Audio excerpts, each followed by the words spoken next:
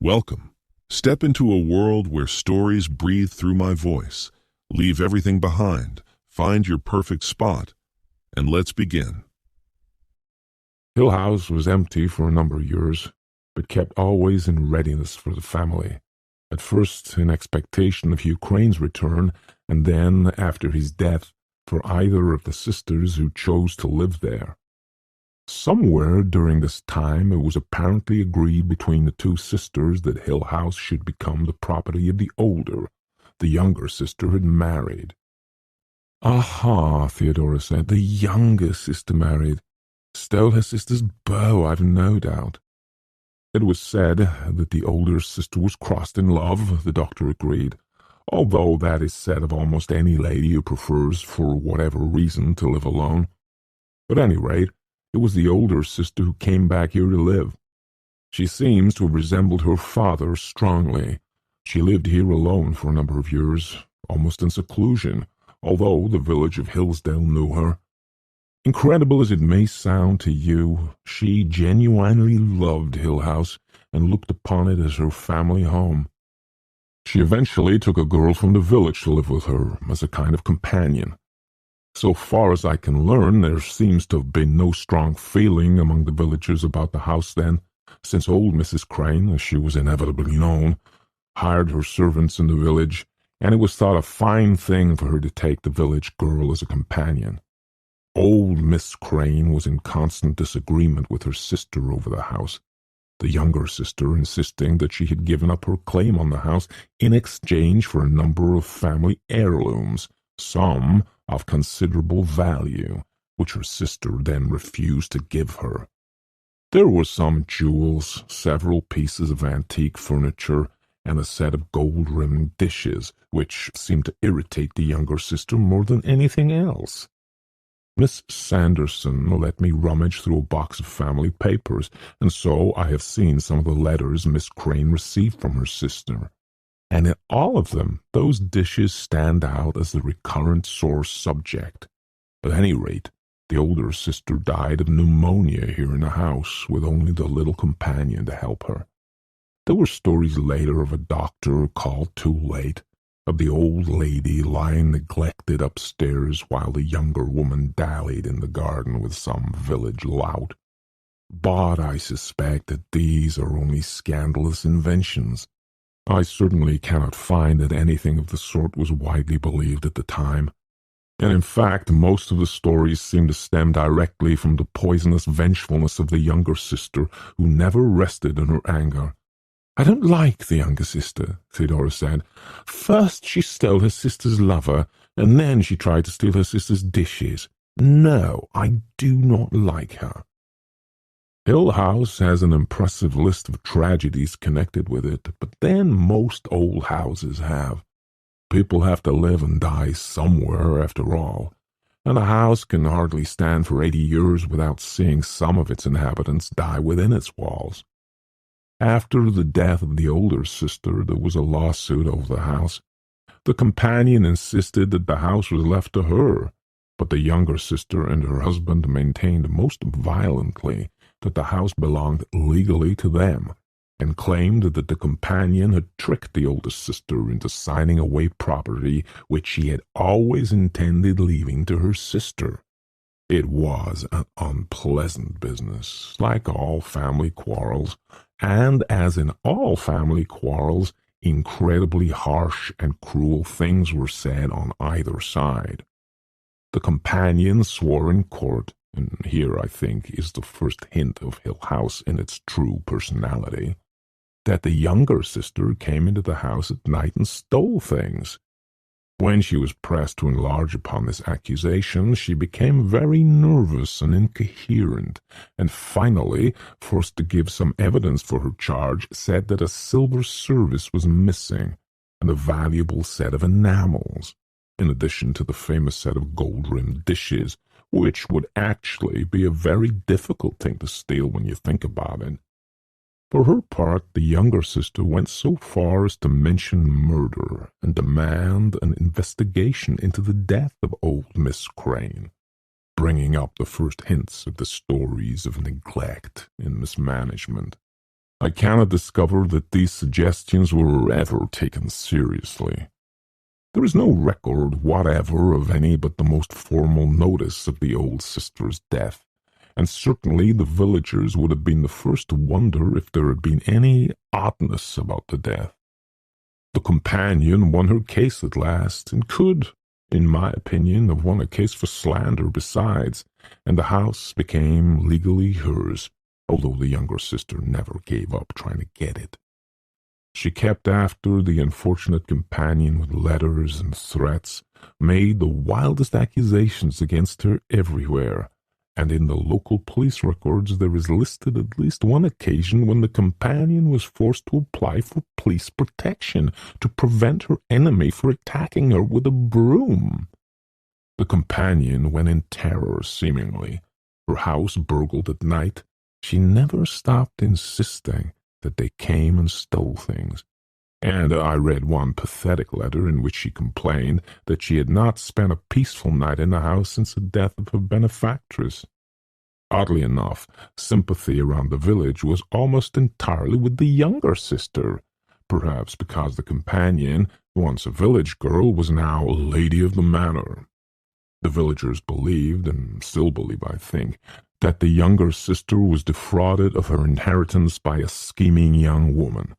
They did not believe that she would murder her friend, you see, but they were delighted to believe that she was dishonest, certainly because they were capable of dishonesty themselves when opportunity arose. Well, gossip is always a bad enemy. When the poor creature killed herself— Killed herself? Eleanor, shocked into speech, half rose. She had to kill herself. You mean there was another way of escaping her tormentor? She certainly did not seem to think so. It was accepted locally that she had chosen suicide because her guilty conscience drove her to it. I am more inclined to believe that she was one of those tenacious, unclever young women who can hold on desperately to what they believe is their own, but cannot withstand mentally a constant nagging persecution. She had certainly no weapons to fight back against the younger sister's campaign of hatred. Her own friends in the village had been turned against her, and she seems to have been maddened by the conviction that locks and bolts could not keep out the enemy who stole into her house at night. She could have gone away, Eleanor said, left this house and run as far as she could go. In effect, she did. I really think the poor girl was hated to death. She hanged herself, by the way. Gossip says she hanged herself from the turret of the tower, but when you have a house like Hill House with a tower and a turret, gossip would hardly allow you to hang yourself anywhere else.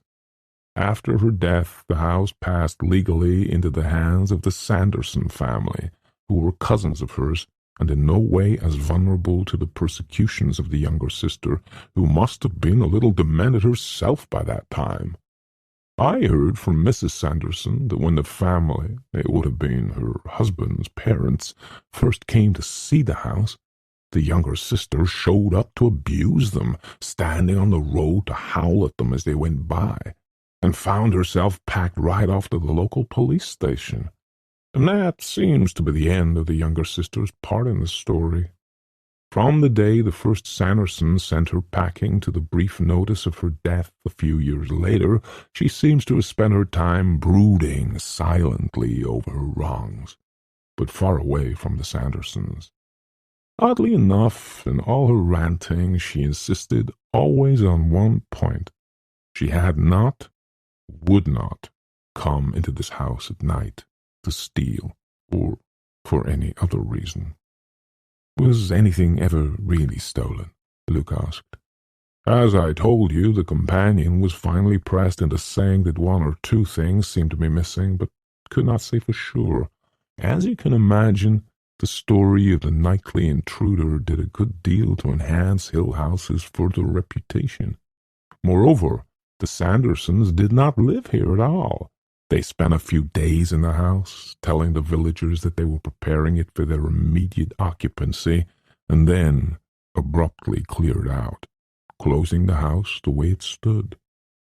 They told around the village that urgent business took them to live in the city, but the villagers thought they knew better. No one has ever lived in the house since, for more than a few days at a time. It has been on the market for sale or rent ever since. Well, that is a long story. I need more brandy. Those poor little girls, Eleanor said, looking into the fire. I can't forget them, walking through these dark rooms, trying to play dolls, maybe, in here, or those bedrooms upstairs. And so the old house has just been sitting here. Luke put out a tentative finger and touched the marble cupid gingerly. Nothing in it touched, nothing used, nothing here wanted by anyone anymore. Just sitting here, thinking. And waiting, Eleanor said. And waiting, the doctor confirmed. Essentially, he went on slowly. The evil is the house itself, I think. It has enchained and destroyed its people and their lives. It is a place of contained ill will. Well, tomorrow you will see it all. The Sandersons put in electricity and plumbing and a telephone when they first thought to live here, but otherwise nothing has been changed. Well, Luke said, after a little silence, I'm sure we'll all be very comfortable here. 5. Eleanor found herself unexpectedly admiring her own feet.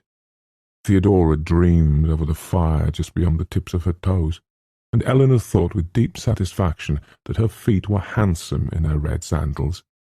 What a complete and separate thing I am, she thought, going from my red toes to the top of my head, individually an I, possessed of attributes belonging only to me. I have red shoes, she thought. That goes with being Eleanor. I dislike lobster and sleep on my left side and crack my knuckles when I'm nervous and save buttons. I'm holding a brandy glass, which is mine, because I am here and I'm using it, and I have a place in this room. I have red shoes, and tomorrow I will wake up, and I will still be here. I have red shoes, she said very softly, and Theodora turned and smiled up at her. I had intended, and the doctor looked around at them with bright, anxious optimism, I had intended to ask if you all played bridge. Of course, Eleanor said. I play bridge, she thought. I used to have a cat named Dancer. I can swim. I'm afraid not, Theodora said, and the other three turned and regarded her with frank dismay. Not at all. I've been playing bridge twice a week for 11 years, Eleanor said, with my mother and her lawyer and his wife. I'm sure you must play as well as that. Maybe you could teach me, Theodora asked. I'm quick at learning games. Oh, dear, the doctor said, and Eleanor and Luke laughed. We'll do something else instead, Eleanor said. I can play bridge, she thought. I like apple pie with sour cream, and I drove here by myself. Backgammon, the doctor said with bitterness. I play a fair game of chess, Luke said to the doctor, who cheered at once. Theodora set her mouth stubbornly. I didn't suppose we came here to play games, she said. Relaxation, the doctor said vaguely, and Theodora turned with a sullen shrug and stared again into the fire. I'll get the chessmen if you'll tell me where, Luke said, and the doctor smiled. Better let me go, he said. I've studied a floor plan of the house, remember. If we let you go off wandering by yourself, we'd very likely never find you again. As the door closed behind him, Luke gave Theodora a quick, curious glance, and then came over to stand by Eleanor. You're not nervous, are you? Did that story frighten you? Eleanor shook her head emphatically, and Luke said, You looked pale. I probably ought to be in bed, Eleanor said. I'm not used to driving as far as I did today. Brandy, Luke said. It'll make you sleep better. You too, he said to the back of Theodora's head. Thank you, Theodora said coldly, not turning. I rarely have trouble sleeping. Luke grinned knowingly at Eleanor, and then turned as the doctor opened the door. My wild imagination, the doctor said, setting down the chess set. What a house this is. Did something happen? Eleanor asked. The doctor shook his head. We probably ought to agree now, not to wander around the house alone, he said. What happened? Eleanor asked. My own imagination, the doctor said firmly. This table all right, Luke? It's a lovely old chess set, Luke said. I wonder how the younger sister happened to overlook it. I can tell you one thing, the doctor said. If it was the younger sister sneaking around this house at night, she had nerves of iron. It watches, he added suddenly, the house. It watches every move you make, and then my own imagination, of course. And the light of the fire. Theodora's face was stiff and sulky. She likes attention, Eleanor thought wisely, and without thinking, moved and sat on the floor beside Theodora. Behind her she could hear the gentle sound of chessmen being set down on a board, and the comfortable small movements of Luke and the doctor taking each other's measure. And in the fire there were points of flame and little stirrings. She waited a minute for Theodora to speak, and then said agreeably, "Still hard to believe you're really here." "I had no idea it would be so dull," Theodora said. "We'll find plenty to do in the morning," Eleanor said. "At home there would be people around and lots of talking and laughing and lights and excitement." I suppose I don't need such things," Eleanor said, almost apologetically. "There never was much excitement for me. I had to stay with Mother, of course, and when she was asleep, I kind of got used to playing solitaire or listening to the radio. I never could bear to read in the evenings because I had to read aloud to her for 2 hours every afternoon. Love stories," and she smiled a little, looking into the fire. "But that's not all," she thought, astonished at herself. "That doesn't tell what it was like, even if I wanted to tell. Why am I talking? I'm terrible, aren't I?" Theodora moved quickly and put her hand over Eleanor's. "I sit here and grouch because there's nothing to amuse me. I'm very selfish. Tell me how horrible I am." And in the firelight, her eyes shone with delight. "You're horrible," Eleanor said obediently. Theodora's hand on her own embarrassed her. She disliked being touched, and yet a small physical gesture seemed to be Theodora's chosen way of expressing contrition, or pleasure, or sympathy. "I wonder if my fingernails are clean," Eleanor thought, and slid her hand away gently. "I am horrible," Theodora said, good-humoured again. "I'm horrible and beastly, and no one can stand me. There. Now tell me about yourself." "I'm horrible and beastly, and no one can stand me." Theodora laughed. "Don't make fun of me. You're sweet and pleasant, and everyone likes you very much. Luke has fallen madly in love with you, and I'm jealous. Now, I want to know more about you. Did you really take care of your mother for many years?" "Yes," Eleanor said. Her fingernails were dirty, and her hand was badly shaped, and people made jokes about love because sometimes it was funny. 11 years, until she died 3 months ago." "Were you sorry when she died? Should I say how sorry I am?" "No, she wasn't very happy. Neither were you. And neither was I. What about now? What did you do afterwards, when you were free at last?" "I sold the house," Eleanor said. "My sister and I each took whatever we wanted from it, small things. There was really nothing much except little things my mother had saved, my father's watch and some old jewellery. Not at all like the sisters of Hill House." "And you sold everything else?" "Everything, just as soon as I could. And then, of course, you started a gay mad fling that brought you inevitably to Hill House." "Ha, not exactly," Eleanor laughed. "But all those wasted years. Did you go on a cruise looking for exciting young men and buy new clothes?" Unfortunately," Eleanor said dryly, "there wasn't at all that much money. My sister put her share into the bank for her little girl's education. I did buy some clothes to come to Hill House." People like answering questions about themselves, she thought. What an odd pleasure it is. I would answer anything right now. "What will you do when you go back? Do you have a job?" No job right now. I don't know what I'm going to do." "I know what I'll do," Theodora stretched luxuriously. "I'll turn on every light in our apartment and just bask." "What's your apartment like?" Theodora shrugged. "Nice," she said. "We found an old place and fixed it up ourselves. 1 big room and a couple of small bedrooms. Nice kitchen. We painted it red and white and made over a lot of old furniture we dug up in junk shops. 1 really nice table with a marble top. We both love doing over old things." "Are you married?" Eleanor asked. There was a little silence, and then Theodora laughed quickly and said, "No." "Sorry," Eleanor said, horribly embarrassed. "I didn't mean to be curious." "You're funny," Theodora said, and touched Eleanor's cheek with her finger. "There are lines by my eyes," Eleanor thought, and turned her face away from the fire. "Tell me where you live," Theodora said. Eleanor thought, looking down at her hands, which were badly shaped. "We could have afforded a laundress," she thought. "It wasn't fair. My hands are awful." I have a little place of my own," she said slowly. "An apartment, like yours, only I live alone. Smaller than yours, I'm sure. I'm still furnishing it, buying one thing at a time, just to make sure I get everything absolutely right. White curtains. I had to look for weeks before I found my little stone lions in each corner of the mantel. And I have a white cat, and my books and records and pictures. Everything has to be exactly the way I want it, because there's only me to use it. Once I had a blue cup with stars painted on the inside. When you look down into a cup of tea, it was full of stars. I want a cup like that." "Maybe one will turn up some day in my shop," Theodora said. "Then I can send it to you. Some day you'll get a little package saying, 'To Eleanor, with love from her friend Theodora,' and it will be a blue cup full of stars." "I would have stolen those gold-rimmed dishes," Eleanor said, laughing. "Mate," Luke said, and the doctor said, "Oh dear, oh dear." "Blind luck," Luke said cheerfully.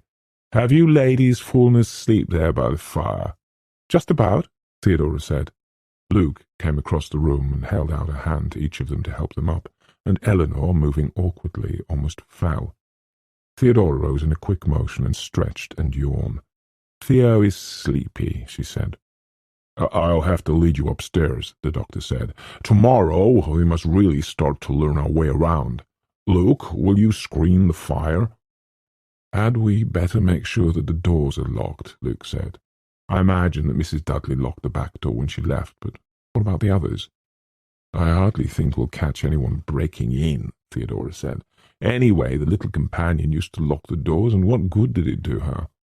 "Suppose we want to break out?" Eleanor asked. The doctor glanced quickly at Eleanor and then away. "I see no need for locking doors," he said quietly. "There's certainly not much danger of burglars from the village," Luke said. "In any case," the doctor said, "I will not sleep for an hour or so yet.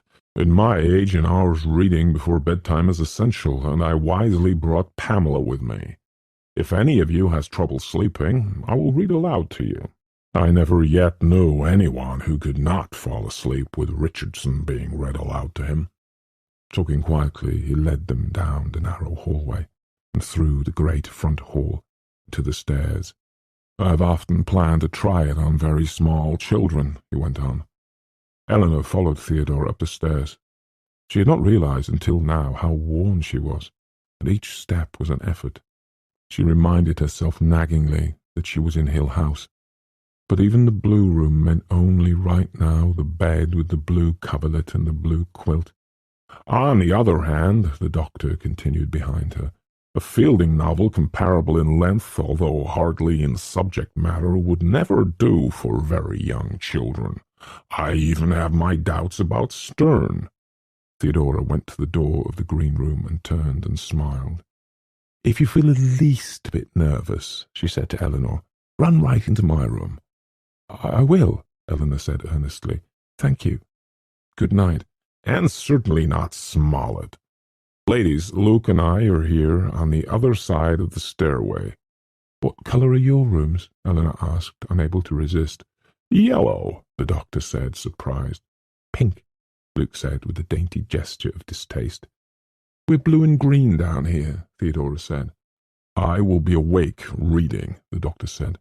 "I will leave my door ajar, so I will certainly hear any sound. Good night. Sleep well."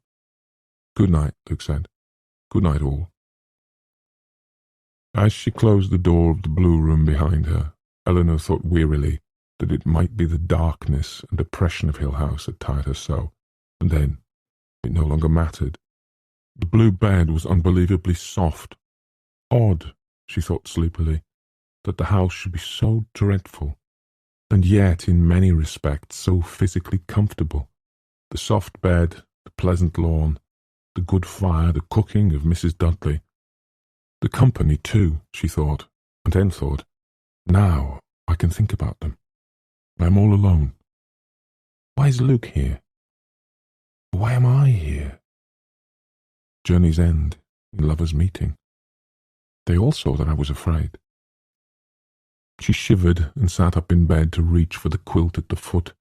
Then, half amused and half cold, she slipped out of bed and went barefoot and silent across the room to turn the key in the lock of the door. They won't know I locked it, she thought, and went hastily back to bed. With the quilt pulled up around her, she found herself looking with quick apprehension at the window, shining palely in the darkness, and then at the door. I wish I had a sleeping pill to take, she thought, and looked again over her shoulder compulsively at the window, and then again at the door, and thought, is it moving? But I locked it. Is it moving? I think, she decided concretely, that I would like this better if I had the blankets over my head. Hidden deep in the bed under the blankets, she giggled, and was glad none of the others could hear her. In the city she never slept with her head under the covers. I've come all this way today, she thought. Then she slept, secure. In the next room, Theodora slept, smiling, with her light on. Farther down the hall, the doctor, reading Pamela, lifted his head occasionally to listen, and once went to his door and stood for a minute, looking down the hall, before going back to his book. A nightlight shone at the top of the stairs over the pool of blackness which was the hall. Luke slept, on his bedside table a flashlight, and the lucky piece he always carried with him. Around them, the house brooded, settling and stirring with a movement that was almost like a shudder. 6 miles away, Mrs. Dudley awakened, looked at her clock, thought of Hill House, and shut her eyes quickly. Mrs. Gloria Sanderson, who owned Hill House and lived 300 miles away from it, closed her detective story, yawned, and reached up to turn off her light, wondering briefly if she had remembered to put the chain on the front door. Theodora's friend slept. So did the doctor's wife and Eleanor's sister. Far away, in the trees over Hill House, an owl cried out. And towards morning, a thin, fine rain began, misty and dull. Chapter 4. Eleanor awakened to find the blue room grey and colourless in the morning rain. She found that she had thrown the quilt off during the night, and had finished sleeping in her usual manner with her head on the pillow. It was a surprise to find that she had slept until after 8, and she thought that it was ironic that the first good night's sleep she had had in years had come to her in Hill House. Lying in the blue bed, looking up into the dim ceiling with its remote carved pattern, she asked herself, half asleep still, what did I do? Did I make a fool of myself? Were they laughing at me? Thinking quickly over the evening before, she could remember only that she must have seemed foolishly, childishly contented, almost happy. Had the others been amused to see that she was so simple? I said silly things, she told herself, and of course they noticed. Today I will be more reserved, less openly grateful to all of them for having me. Then, awakening completely, she shook her head and sighed. You're a very silly baby, Eleanor, she told herself, as she did every morning. The room came clearly alive around her. She was in the blue room at Hill House. The dimity curtains were moving slightly at the window, and the wild splashing in the bathroom must be Theodora, awake, sure to be dressed, and ready first, certain to be hungry. Good morning, Eleanor called, and Theodora answered, gasping. Good morning, though in a minute I'll leave the tub filled for you. Are you starving because I am? Does she think I wouldn't bathe unless she left a full tub for me? Eleanor wondered, and then was ashamed. I came here to stop thinking things like that, she told herself sternly, and rolled out of bed and went to the window. She looked out across the veranda roof to the wide lawn below, with its bushes and little clumps of trees wound around with mist. Far down at the end of the lawn was the line of trees which marked the path to the creek, although the prospect of a jolly picnic on the grass was not, this morning, so appealing. It was clearly going to be wet all day, but it was a summer rain, deepening the green of the grass and the trees, sweetening and cleaning the air. "It's charming," Eleanor thought, surprised at herself. She wondered if she was the first person ever to find Hill House charming, and then thought, chilled. Or do they all think so? The first morning. She shivered and found herself at the same time unable to account for the excitement she felt, which made it difficult to remember why it was so odd to wake up happy in Hill House. "I'll starve to death," Theodora pounded on the bathroom door, and Eleanor snatched at her robe and hurried. "Try to look like a stray sunbeam," Theodora called out from her room. "It's such a dark day. We've all got to be a little brighter than usual." "Sing before breakfast. You'll cry before 8, Eleanor told herself, because she had been singing softly. "In delay there lies no plenty." "I thought I was the lazy one," Theodora said complacently through the door. "But you're much, much worse.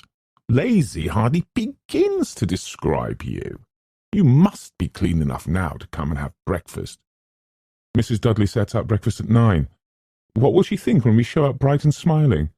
"She will sob with disappointment." "Did anyone scream for her in the night, do you suppose?"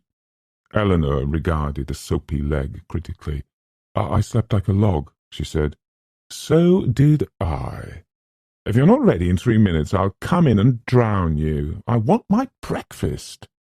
Eleanor was thinking that it had been a very long time since she had dressed to look like a stray sunbeam, or been so hungry for breakfast, or arisen so aware, so conscious of herself, so deliberate and tender in her attentions. She even brushed her teeth with a niceness that she could not remember ever feeling before. "It's all the result of a good night's sleep," she thought. "Since Mother died, I must have been sleeping even more poorly than I realized." "Aren't you ready yet?" Coming, Eleanor said, and ran to the door, remembered that it was still locked, and unlocked it softly. Theodora was waiting for her in the hall, vivid in the dullness, in gaudy plaid.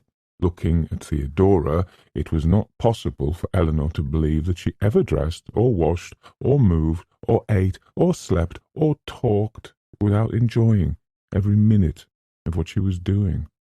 Perhaps Theodora never cared at all what other people thought of her. "Do you realize that we may be another hour or so just finding the dining room?" Theodora said. "But maybe they have left us a map. Did you know that Luke and the doctor have been up for hours? I was talking to them from the window." "They've started without me," Eleanor thought. "Tomorrow I will wake up earlier and be there to talk from the window too." They came to the foot of the stairs, and Theodora crossed the great dark hall and put her hand confidently to a door. "Here," she said. But the door opened into a dim, echoing room neither of them had seen before. "Here?" Eleanor said, but the door she chose led on to the narrow passage to the little parlour where last night they had sat before a fire. "It's across the hall from that," Theodora said, and turned, baffled. "Damn it," she said, and put her head back and shouted, "Luke! Doctor!" Distantly they heard an answering shout, and Theodora moved to open another door. "If they think," she said over her shoulder, "that they are going to keep me forever in this filthy hall, trying one door after another to get my breakfast—" "That's the right one, I think," Eleanor said, "with the dark room to go through, and then the dining room beyond." Theodora shouted again, blundered against some light piece of furniture, cursed, and then the door beyond was opened, and the doctor said, "Good morning." "Foul, filthy house," Theodora said, rubbing her knee. "Good morning." "You'll never believe this now, of course," the doctor said, "but 3 minutes ago these doors were wide open. We left them open so you could find your way. We sat here and watched them swing shut just before you called. Well, good morning."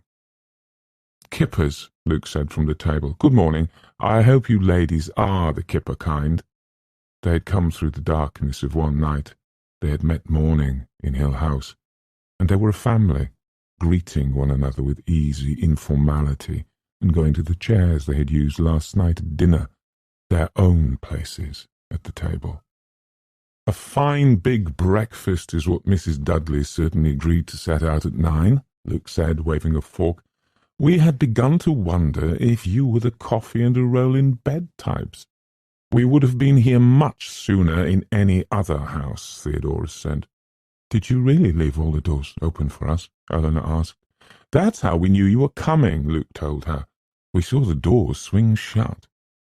Today we will nail all the doors open, Theodora said. I'm going to pace this house until I can find food 10 times out of 10.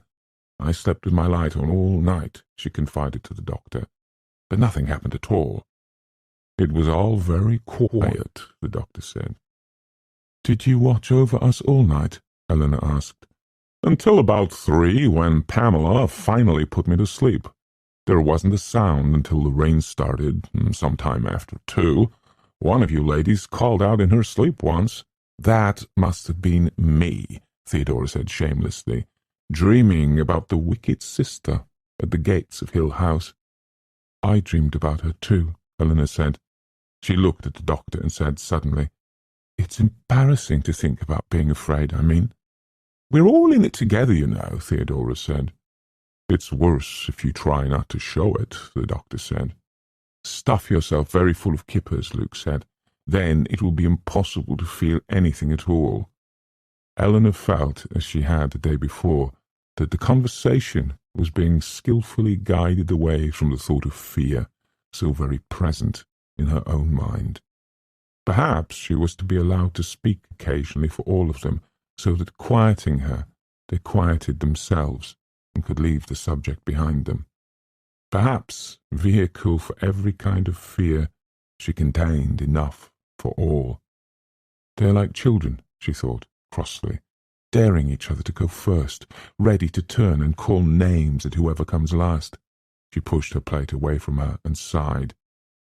Before I go to sleep tonight, Theodora was saying to the doctor, I want to be sure that I've seen every inch of this house.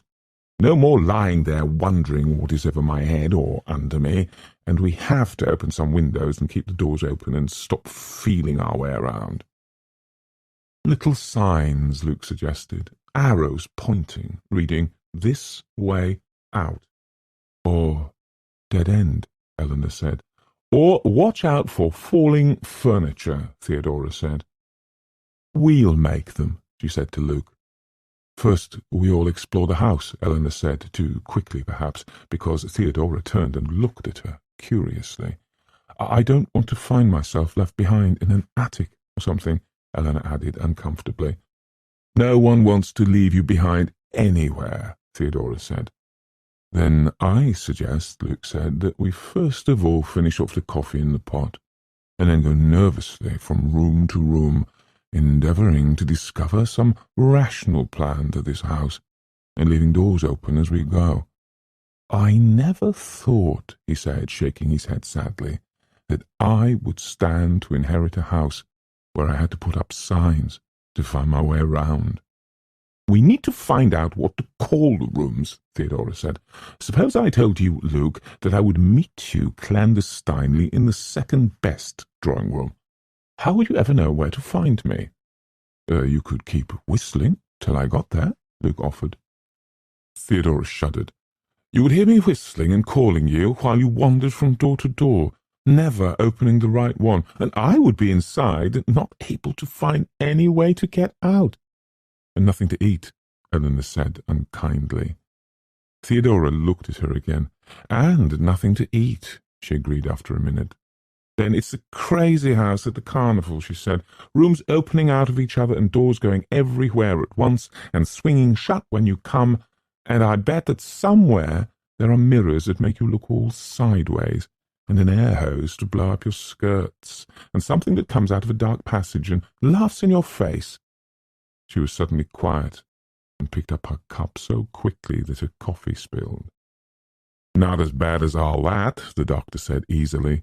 Actually, the ground floor is laid out in what I might almost call concentric circles of rooms. At the center is the little parlor where we sat last night. Around it, roughly, are a series of rooms. The billiard room, for instance, and a dismal little den entirely furnished in rose-colored satin, where Eleanor and I will go each morning with our needlework. And surrounding these, I call them the inside rooms, because they are the ones with no direct way to the outside. They have no windows, you remember. Surrounding these are the ring of outside rooms. The drawing room, the library, the conservatory, the— No, Theodora said, shaking her head. I am still lost back in the rose-colored satin. And the veranda goes all around the house. There are doors opening onto the veranda from the drawing room and the conservatory, and one sitting room. There is also a passage. Stop! Stop! Theodora was laughing, but she shook her head. It's a filthy, rotten house. The swinging door in the corner of the dining room opened, and Mrs. Dudley stood, one hand holding the door open, looking without expression at the breakfast table. "I'll clear off at 10, Mrs. Dudley said. "Good morning, Mrs. Dudley," Luke said. Mrs. Dudley turned her eyes on him. "I'll clear off at 10, she said. "The dishes are supposed to be back on the shelves. I take them out again for lunch. I set out lunch at 1, but first the dishes have to be back on the shelves." "Of course, Mrs. Dudley." The doctor rose and put down his napkin. "Everybody ready?" he asked. Under Mrs. Dudley's eye, Theodora deliberately lifted her cup and finished the last of her coffee, then touched her mouth with her napkin and sat back. "Splendid breakfast," she said conversationally. "Do the dishes belong to the house?" "They belong on the shelves," Mrs. Dudley said. "And the glassware and the silver and the linen, lovely old things." "The linen," Mrs. Dudley said, "belongs in the linen drawers in the dining room. The silver belongs in the silver chest. The glasses belong on the shelves." "We must be quite a bother to you," Theodora said. Mrs. Dudley was silent. Finally she said, "I clear up at 10. I set out lunch at 1. Theodora laughed and rose. "On," she said, "on. Let us go and open doors." They began, reasonably enough, with the dining-room door, which they propped open with a heavy chair. The room beyond was the game-room. The table against which Theodora had stumbled was a low, inlaid chess table. "Now, I could not have overlooked that last night," the doctor said irritably. And at one end of the room were card tables and chairs, and a tall cabinet where the chessmen had been, with croquet balls and the cribbage board. "Jolly spot to spend a carefree hour," Luke said, standing in the doorway, regarding the bleak room. The cold greens of the tabletops were reflected unhappily in the dark tiles around the fireplace. The inevitable wood panelling was here not at all enlivened by a series of sporting prints, which seemed entirely devoted to various methods of doing wild animals to death. And over the mantel a deer head looked down on them in patent embarrassment. "This is where they came to enjoy themselves," Theodora said, and her voice echoed shakily from the high ceiling. "They came here," she explained, "to relax from the impressive atmosphere of the rest of the house." The deer-head looked down on her mournfully. "Those two little girls," she said. "Can we please take down that beast up there?" "I think it's taken a fancy to you," Luke said. "It's never taken its eyes off you since you came in. Let's get out of here." They propped the door open as they left and came out into the hall, which shone dully under the light from the open rooms. "When we find a room with a window," the doctor remarked, "we will open it. Until then, let us be content with opening the front door." "You keep on thinking of the little children," Eleanor said to Theodora, "but I can't forget that lonely little companion, walking around these rooms, wondering who else was in the house." Luke tugged the great front door open and wheeled the big vase to hold it. "Fresh air," he said, thankfully. The warm smell of rain and wet grass swept into the hall, and for a minute they stood in the open doorway, breathing air from outside Hill House. Then the doctor said, Now, here is something none of you anticipated. And he opened a small door tucked in beside the tall front door and stood back, smiling. The library, he said, in the tower. I can't go in there, Eleanor said, surprising herself, but she could not. She backed away, overwhelmed with the cold air of mould and earth which rushed at her. My mother, she said, not knowing what she wanted to tell them, and pressed herself against the wall. Indeed, said the doctor, regarding her with interest. Theodora? Theodora? Theodora shrugged and stepped into the library. Eleanor shivered. Luke, said the doctor, but Luke was already inside. From where she stood, Eleanor could see only a part of the circular wall of the library, with a narrow iron staircase going up, and perhaps, since it was the tower, up and up and up. Eleanor shut her eyes, hearing the doctor's voice distantly, hollow, against the stone of the library walls. Can you see the little trapdoor up there in the shadows? He was asking. It leads out onto a little balcony, and of course that's where she is commonly supposed to have hanged herself. The girl, you remember. A most suitable spot, certainly. More suitable for suicides, I would think, than for books. She is supposed to have tied the rope onto the iron railing and then just stepped. Thanks, Theodora said from within. I can visualize it perfectly, thank you. For myself, I would probably have anchored the rope onto the deer head in the game room, but I suppose that you had some sentimental attachment to the tower. What a nice word attachment is in that context, don't you think? Delicious. It was Luke's voice, louder. They were coming out of the library and back to the hall where Eleanor waited. I think that I will make this room into a nightclub. I'll put the orchestra up there on the balcony, and dancing girls will come down that winding iron staircase. The bar— Eleanor, Theodora said, are you all right now? It's a perfectly awful room, and you were right to stay out of it. Eleanor stood away from the wall. Her hands were cold, and she wanted to cry, but she turned her back to the library door, which the doctor propped open with a stack of books. I don't think I'll do much reading while I'm here, she said, trying to speak lightly. Not if the books smell like the library. I hadn't noticed the smell, the doctor said. He looked inquiringly at Luke, who shook his head. Odd, the doctor went on, and just the kind of thing we're looking for. Make a note of it, my dear, and try to describe it exactly. Theodora was puzzled. She stood in the hallway, turning, looking behind her at the staircase, and then around again at the front door. Are there two front doors? She asked. Am I just mixed up? The doctor smiled happily. He had clearly been hoping for some such question. This is the only front door, he said. It is the one you came in yesterday. Theodora frowned. Then why can't Eleanor and I see the tower from our bedroom windows? Our rooms look out over the front of the house, and yet— The doctor laughed and clapped his hands. At last, he said, clever Theodora. This is why I wanted you to see the house by day. Come. Sit on the stairs while I tell you. Obediently they sat on the stairs looking up at the doctor, who took on his lecturing stance and began formally. One of the peculiar traits of Hill House is its design. Crazy house at the carnival. Precisely. Have you not wondered at our extreme difficulty in finding our way around? An ordinary house would not have had the four of us in such confusion for so long. And yet, time after time, we choose the wrong doors. The room we want eludes us.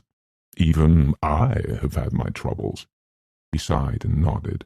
I dare say, he went on, that old Hugh Crane expected that some day Hill House might become a showplace like the Winchester House in California, or the many octagon houses. He designed Hill House himself, remember, and I have told you before, he was a strange man. Every angle— and the doctor gestured towards the doorway— every angle is slightly wrong. Hugh Crane must have detested other people and their sensible, squared-away houses, because he made his house to suit his mind. Angles which you assume are the right angles you're accustomed to, and have every right to expect are true, are actually a fraction of a degree off in one direction or another. I am sure, for instance, that you believe that the stairs you are sitting on are level, because you are not prepared for stairs which are not level. They moved uneasily, and Theodora put out a quick hand to take hold of the balustrade, as though she felt she might be falling. Are actually on a very slight slant towards the central shaft. The doorways are all a very little bit off-center. That may be, by the way, the reason the doors swing shut unless they are held. I wondered this morning whether the approaching footsteps of you two ladies upset the delicate balance of the doors. Of course, the result of all these tiny aberrations of measurement adds up to a fairly large distortion in the house as a whole. Theodora cannot see the tower from her bedroom window because the tower actually stands at the corner of the house. From Theodora's bedroom window it is completely invisible, although from here it seems to be directly outside her room. The window of Theodora's room is actually 15 feet to the left of where we are now. Theodora spread her hands helplessly. "Golly," she said. "I see," Eleanor said. "The veranda roof is what misleads us. I can look out my window and see the veranda roof, and because I came directly into the house and up the stairs, I assumed that the front door was right below, although really—" "You see only the veranda roof," the doctor said. "The front door is far away. It and the tower are visible from the nursery, which is the big room at the end of the hallway.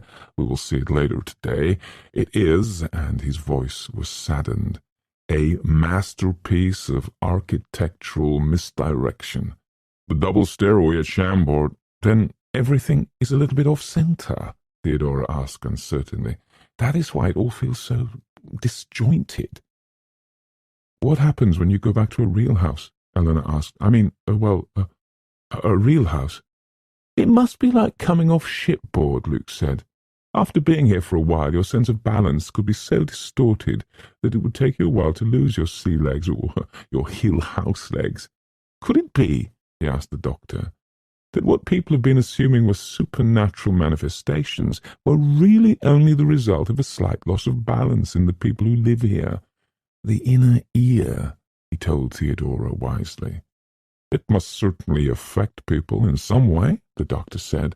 "We have grown to trust blindly in our senses of balance and reason, and I can see where the mind might fight wildly to preserve its own familiar stable patterns against all evidence that it was leaning sideways." He turned away. "We have marvels still before us," he said, and they came down from the stairway and followed him, walking gingerly, testing the floors as they moved. They went down the narrow passage to the little parlour where they had sat the night before, and from there, leaving doors propped open behind them, they moved into the outer circle of rooms, which looked out onto the veranda. They pulled heavy draperies away from the windows, and the light from outside came into Hill House. They passed through a music room, where a harp stood sternly apart from them, with never a jangle of strings to mark their footfalls. The grand piano stood tightly shut, with a candelabra above, no candle ever touched by flame. A marble-topped table held waxed flowers under glass, and the chairs were twig-thin and gilded. Beyond this was the conservatory, with tall glass windows showing them the rain outside, and ferns growing damply around and over wicker furniture. Here it was uncomfortably moist, and they left it quickly, to come through an arched doorway into the drawing-room, and stand, aghast and incredulous. "It's not there," Theodora said, weak and laughing. "I don't believe it's there." She shook her head. "Eleanor, do you see it too?" "How?" Eleanor said helplessly. "I thought you would be pleased." The doctor was complacent. One entire end of the drawing-room was in possession of a marble statuary piece. Against the mauve stripes and flowered carpet, it was huge and grotesque and somehow whitely naked. Eleanor put her hands over her eyes, and Theodora clung to her. I thought it might be intended for Venus rising from the waves, the doctor said. Not at all, said Luke, finding his voice. It's St. Francis curing the lepers. No, no, Eleanor said. One of them is a dragon. It's none of that, said Theodora roundly. It's a family portrait, you sillies. Composite. Anyone would know it at once. That figure in the centre, that tall, undraped, good heavens, masculine one, that's old Hugh patting himself on the back because he built Hill House, and his two attendant nymphs are his daughters. The one on the right, who seems to be brandishing an ear of corn, is actually telling about her lawsuit. And the other one, the little one on the end, is the companion, and the one on the other end is Mrs. Dudley done from life, Luke said. And that grass stuff they're all standing on is really supposed to be the dining room carpet, grown up a little. Did anyone else notice that dining room carpet? It looks like a field of hay, and you can feel it tickling your ankles. In the background, that kind of overspreading apple tree kind of thing, that's a symbol of the protection of the house, surely, Dr. Montague said. I hate to think it might fall on us, Eleanor said. Since the house is so unbalanced, Doctor, isn't there some chance of that? I have read that the statue was carefully and at great expense constructed to offset the uncertainty of the floor on which it stands. It was put in, at any rate, when the house was built, and it has not fallen yet. It is possible, you know, that Hugh Crane admired it, even found it lovely. It's also possible that he used it to scare his children with, Theodora said. What a pretty room this could be without it. She turned, swinging. The dancing room, she said, for ladies in full skirts, and room enough for a full country dance. Hugh Crane, will you take a turn with me? And she curtsied to the statue. I believe he's going to accept, Eleanor said, taking an involuntary step backward. Don't let him tread on your toes, the doctor said and laughed. Remember what happened to Don Juan. Theodora touched the statue timidly, putting her finger against the outstretched hand of one of the figures. Marble is always a shock, she said. It never feels like you think it's going to. I suppose a life-size statue looks enough like a real person to make you expect to feel skin. Then, turning again and shimmering in the dim room, she waltzed alone, turning to bow to the statue. At the end of the room, the doctor said to Eleanor and Luke, under those draperies are doors leading onto the veranda. When Theodora is heated from dancing, she may step into the cooler air. He went the length of the room to pull aside the heavy blue draperies and opened the doors. Again the smell of the warm rain came in, and a burst of wind, so that a little breath seemed to move across the statue, and light touched the coloured walls. Nothing in this house moves, Eleanor said, until you look away, and then you just catch something from the corner of your eye. Look at the little figurines on the shelves. When we all had our backs turned, they were dancing with Theodora. I move, Theodora said, circling towards them. Flowers under glass, Luke said. Tassels. I'm beginning to fancy this house. Theodora pulled at Eleanor's hair. Race you round the veranda, she said, and darted for the doors. Eleanor, with no time for hesitation or thought, followed, and they ran out onto the veranda. Eleanor, running and laughing, came around a curve of the veranda to find Theodora going in through another door, and stopped, breathless. They had come to the kitchen, and Mrs. Dudley, turning away from the sink, watched them silently. "Mrs. Dudley," Theodora said politely, "we've been exploring the house." Mrs. Dudley's eyes moved to the clock on the shelf over the stove. "It's 11:30, she said. "I set lunch on at 1, Theodora said. "We'd like to look over the kitchen if we may. We've seen all the other downstairs rooms, I think." Mrs. Dudley was still for a minute, and then, moving her head acquiescently, turned and walked deliberately across the kitchen to a farther doorway. When she opened it, they could see the back stairs beyond, and Mrs. Dudley turned and closed the door behind her before she started up. Theodora cocked her head at the doorway and waited a minute before she said, "I wonder if Mrs. Dudley has a soft spot in her heart for me. I really do." "I suppose she's gone up to hang herself on the turret," Eleanor said. Let's see what's for lunch while we're here." "Don't joggle anything," Theodora said. "You know perfectly well that the dishes belong on the shelves. Do you think that woman really means to make us a souffle? Here is certainly a souffle dish, and eggs and cheese." "It's a nice kitchen," Eleanor said. "In my mother's house the kitchen was dark and narrow, and nothing you cooked there ever had any taste or colour." "What about your own kitchen?" Theodora asked absently. "In your little apartment? Eleanor, look at the doors." "I can't make a souffle," Eleanor said. "Look, Eleanor, there's the door onto the veranda, and another that opens onto steps going down to the cellar, I guess, and another over there going onto the veranda again, and the one she used to go upstairs, and another one over there." "To the veranda again," Eleanor said, opening it. "3 doors going out onto the veranda from one kitchen." "And a door to the butler's pantry, and on into the dining room. Our good Mrs. Dudley likes doors, doesn't she? She can certainly," and our eyes met, "get out fast in any direction if she wants to." Eleanor turned abruptly and went back to the veranda. "I wonder if she had Dudley cut extra doors for her. I wonder how she likes working in a kitchen where a door behind her might open without her knowing it. I wonder, actually, just what Mrs. Dudley is in the habit of meeting in her kitchen, so that she wants to make sure that she'll find a way out no matter what direction she runs. I wonder—" "Shut up," Theodora said amiably. "A nervous cook can't make a good souffle. Anyone knows that, and she's probably listening on the stairs. Let us choose one of her doors and leave it open behind us." Luke and the doctor were standing on the veranda looking out over the lawn. The front door was oddly close, beyond them. Behind the house, seeming almost overhead, the great hills were muted and dull in the rain. Eleanor wandered along the veranda, thinking that she had never before known a house so completely surrounded. Like a very tight belt, she thought. Would the house fly apart if the veranda came off?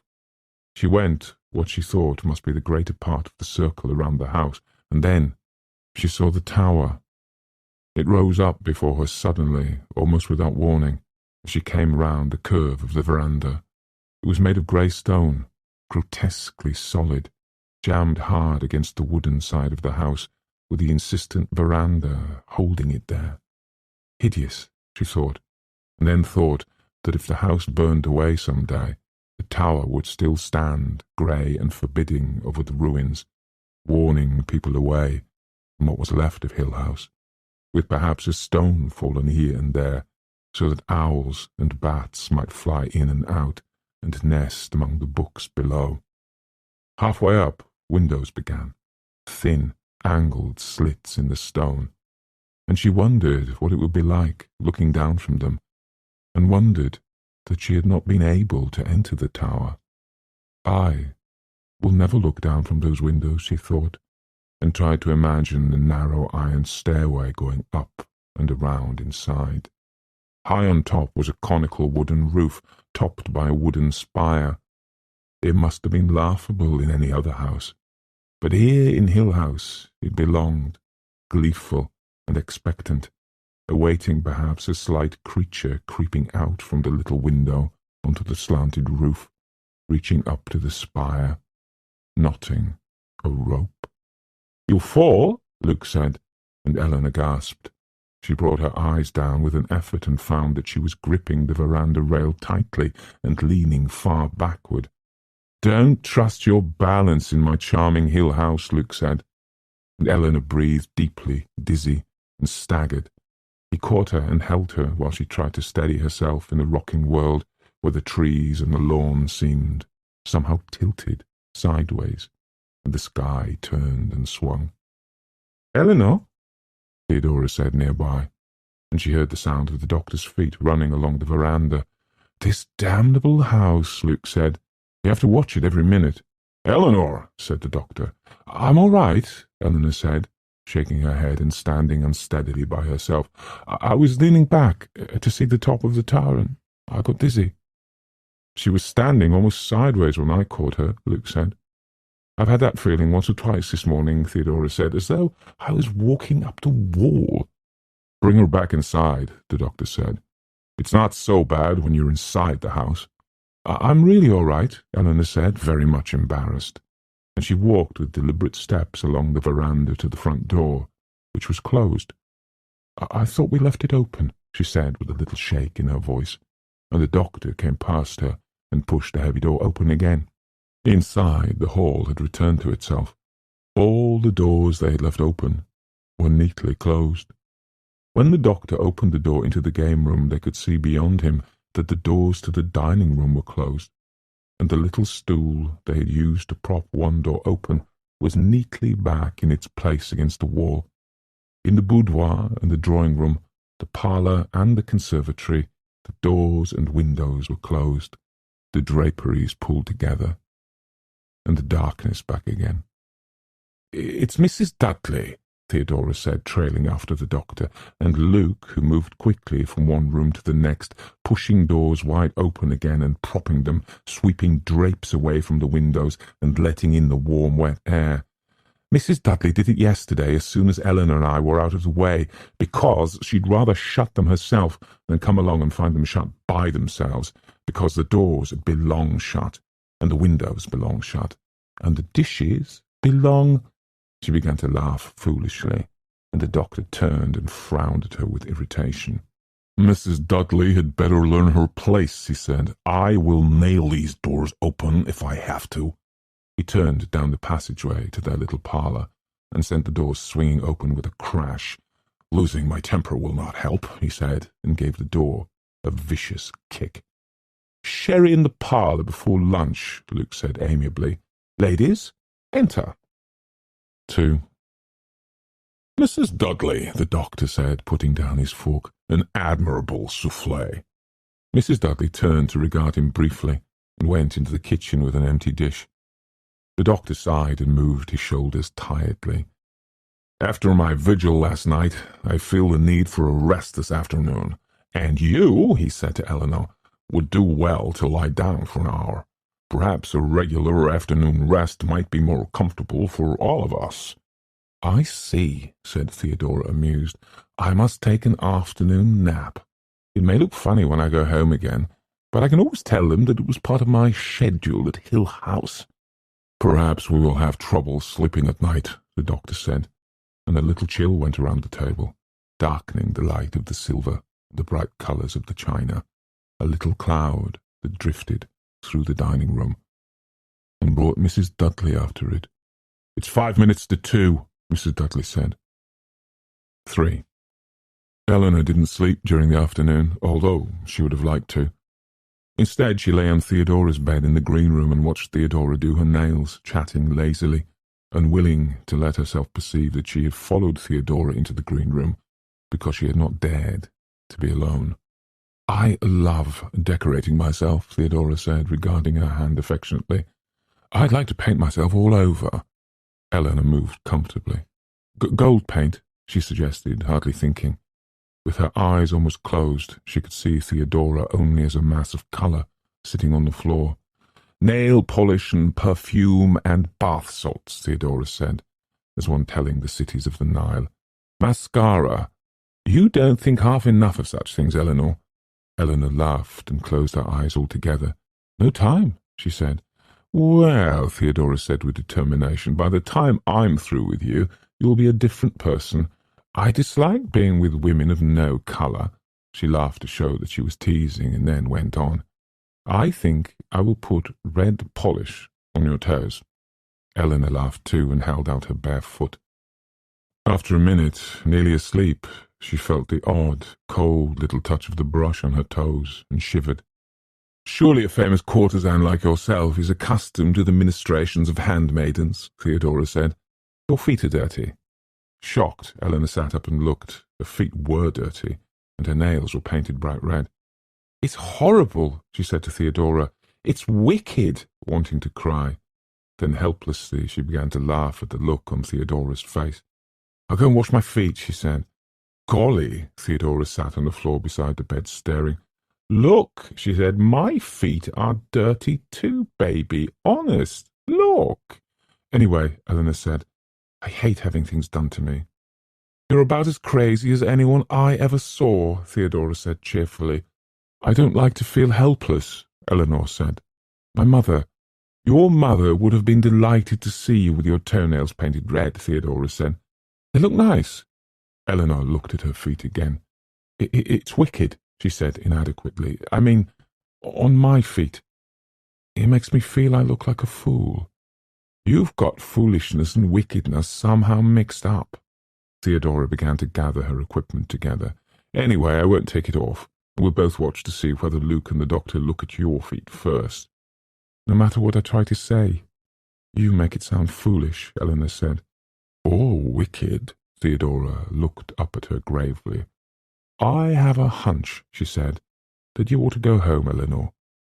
"Is she laughing at me?" Eleanor wondered. "Had she decided that I am not fit to stay?" "I don't want to go," she said, and Theodora looked at her again quickly and then away, and touched Eleanor's toes softly. "The polish is dry," she said. "I am an idiot. Just something frightened me for a minute." She stood up and stretched. "Let's go and look for the others," she said. 4. Luke leaned himself wearily against the wall of the upstairs hall, his head resting against the gold frame of an engraving of a ruin. "I keep thinking of this house as my own future property," he said, "more now than I did before. I keep telling myself that it will belong to me some day, and I keep asking myself why." He gestured at the length of the hall. "If I had a passion for doors," he said, "or gilded clocks, or miniatures, if I wanted a Turkish corner of my own, I would very likely regard Hill House as a fairyland of beauty." "It's a handsome house," the doctor said staunchly. "It must have been thought of as elegant when it was built." He started off down the hall to the large room on the end, which had once been a nursery. "Now," he said, "we shall see the tower from a window," and shivered as he passed through the door. Then he turned and looked back curiously. "Could there be a draught across that doorway?" "A draught in Hill House?" Theodora laughed. "Not unless you could manage to make one of those doors stay open." "Come here one time, then," the doctor said, and Theodora moved forward, grimacing as she passed the doorway. "Like the doorway of a tomb," she said. "It's warm enough inside, though." Luke came, hesitated in the cold spot, and then moved quickly to get out of it, and Eleanor, following, felt with incredulity the piercing cold that struck her between one step and the next. It was like passing through a wall of ice, she thought, and asked the doctor, "What is it?" The doctor was patting his hands together with delight. "You can keep your Turkish corners, my boy," he said. He reached out a hand and held it carefully over the location of the cold. "They cannot explain this," he said. "The very essence of the tomb, as Theodora points out. The cold spot in Borley Rectory only dropped 11 degrees, he went on complacently. This, I should think, is considerably colder. The heart of the house." Theodora and Eleanor had moved to stand closer together, although the nursery was warm. It smelled musty and close, and the cold crossing the doorway was almost tangible, visible as a barrier which must be crossed in order to get out. Beyond the windows, the grey stone of the tower pressed close. Inside, the room was dark, and the line of nursery animals painted along the wall seemed somehow not at all jolly, but as though they were trapped, or related to the dying deer in the sporting prints of the game room. The nursery, larger than the other bedrooms, had an indefinable air of neglect found nowhere else in Hill House, and it crossed Eleanor's mind that even Mrs. Dudley's diligent care might not bring her across that cold barrier any oftener than necessary. Luke had stepped back across the cold spot and was examining the hall carpet, then the walls, patting at the surfaces, as though hoping to discover some cause for the odd cold. "It couldn't be a draught," he said, looking up at the doctor, "unless they've got a direct air line to the North Pole. Everything's solid anyway." "I wonder who slept in the nursery," the doctor said irrelevantly. "Do you suppose they shut it up once the children were gone?" "Look," Luke said, pointing. In either corner of the hall, over the nursery doorway, 2 grinning heads were set, meant apparently as gay decorations for the nursery entrance. They were no more jolly nor carefree than the animals inside. Their separate stares, captured forever in distorted laughter, met and locked at the point of the hall where the vicious cold scented. "When you stand where they can look at you," Luke explained, "they freeze you." Curiously, the doctor stepped down the hall to join him, looking up. "Don't leave us alone in here," Theodora said, and ran out of the nursery, pulling Eleanor through the cold, which was like a fast slap or a close, cold breath. "A fine place to chill our beer," she said, and put out her tongue at the grinning faces. "I must make a full account of this," the doctor said happily. "It doesn't seem like an impartial cold," Eleanor said, awkward, because she was not quite sure what she meant. "I felt it as deliberate, as though something wanted to give me an unpleasant shock."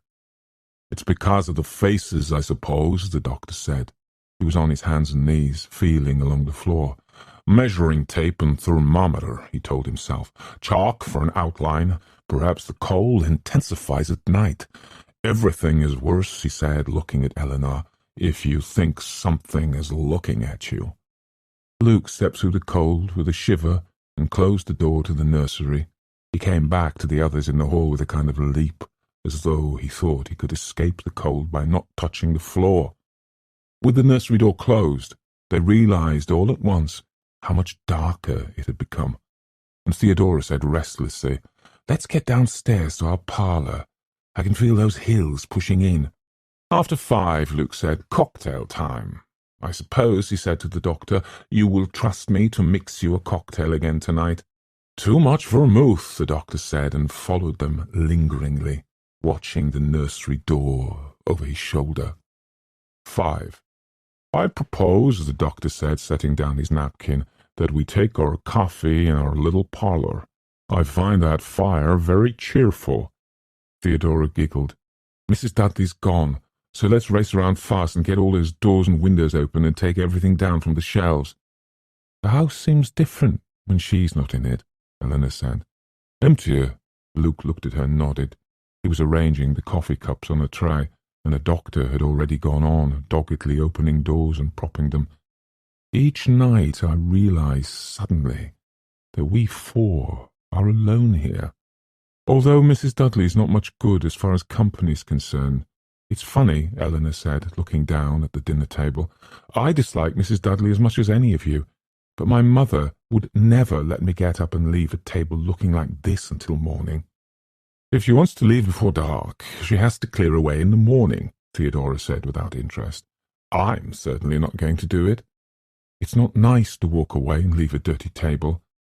You couldn't get them back on the right shelves anyway, and she'd have to do it all over again just to get your finger marks off things. If I just took the silverware and let it soak—" "No," Theodora said, catching her hand. "Do you want to go out into that kitchen, all alone, with all those doors?" "No," Eleanor said, setting down the handful of forks she had gathered. "I guess I don't, really." She lingered to look uneasily at the table and the crumpled napkins and the drop of wine spilled by Luke's place, and shook her head. "I don't know what my mother would say, though." "Come on," Theodora said. "They've left lights for us." The fire in the little parlour was bright, and Theodora sat down beside the coffee tray while Luke brought brandy from the cupboard where he had carefully set it away the night before. "We must be cheerful at all costs," he said. "I'll challenge you again tonight, Doctor." Before dinner they had ransacked the other downstairs rooms for comfortable chairs and lamps, and now their little parlour was easily the pleasantest room in the house.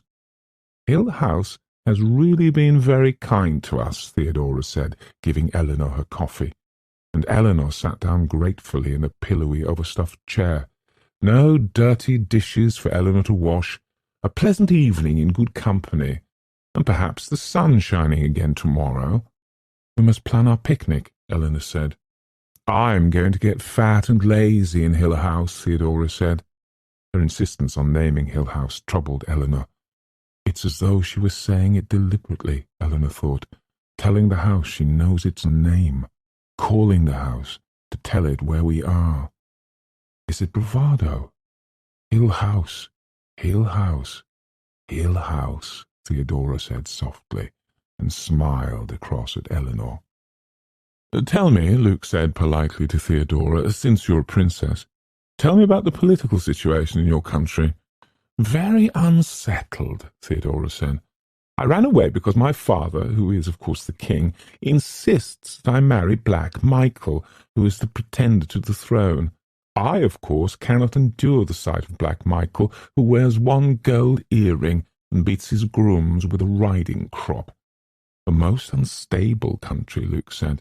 How did you ever manage to get away? I fled in a hay wagon disguised as a milkmaid.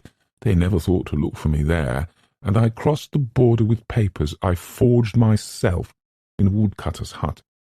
And Black Michael will no doubt take over the country now in a coup d'etat. Undoubtedly. And he can have it. It's like waiting in a dentist's office, Eleanor thought, watching them over her coffee cup.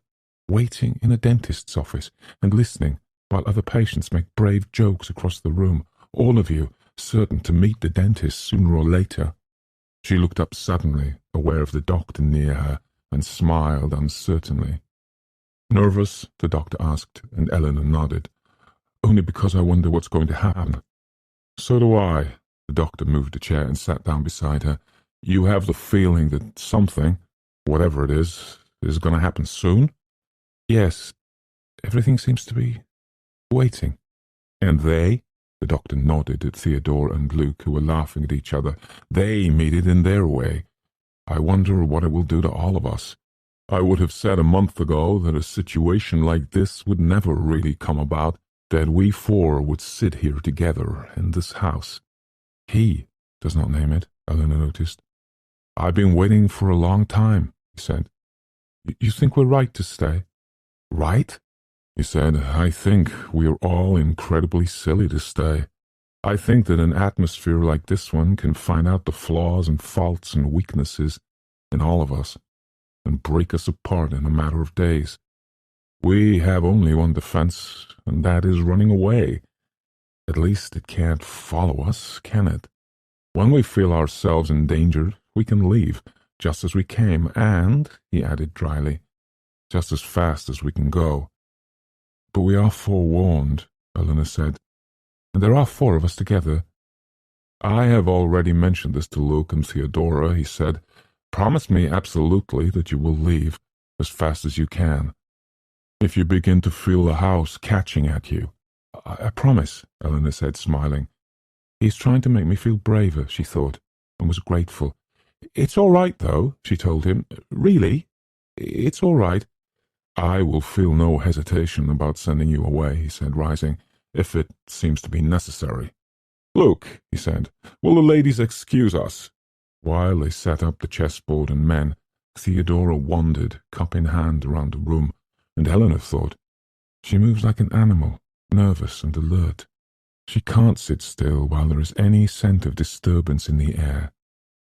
We're all uneasy. Come and sit by me, she said, and Theodora came, moving with grace, circling to a resting spot. She sat down in the chair the doctor had left and leaned her head back tiredly. How lovely she is, Eleanor thought. How thoughtlessly, luckily, lovely. You tired? Theodora turned her head, smiling. I can't stand waiting much longer. I was just thinking how relaxed you looked. And I was thinking of, when was it, day before yesterday, and wondering how I could have brought myself to leave there and come here. Possibly I'm homesick. Already? Did you ever think about being homesick? If your home was Hill House, would you be homesick for us? Did those two little girls cry for their dark, grim house when they were taken away? I've never been away from anywhere, Eleanor said carefully, so I suppose I've never been homesick.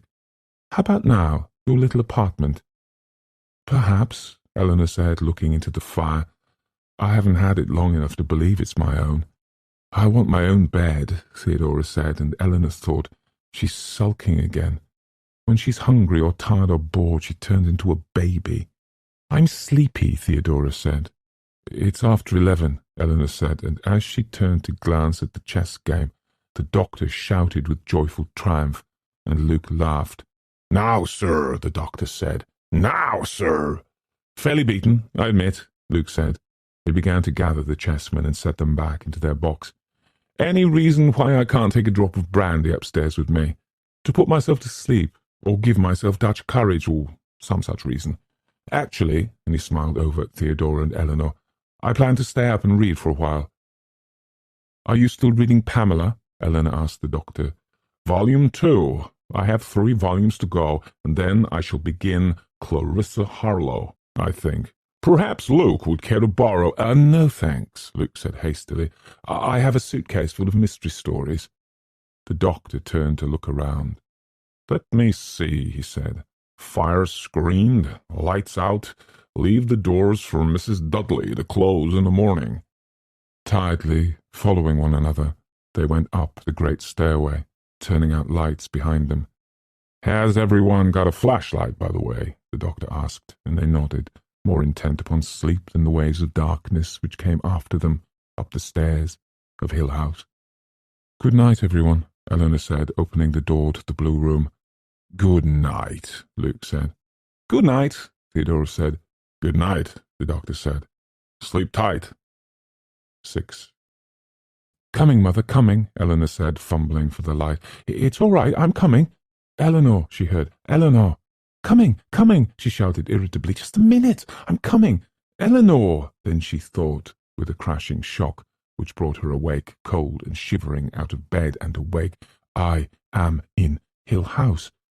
"What?" she cried. "What, Theodora?" "Eleanor, in here." "Coming." No time for the light.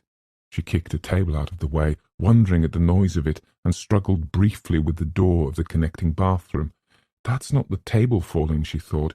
"My mother is knocking on the wall." It was blessedly light in Theodora's room, and Theodora was sitting up in bed, her hair tangled from sleep, and her eyes wide with the shock of awakening. "I must look the same way," Eleanor thought, and said, "I'm here. What is it?"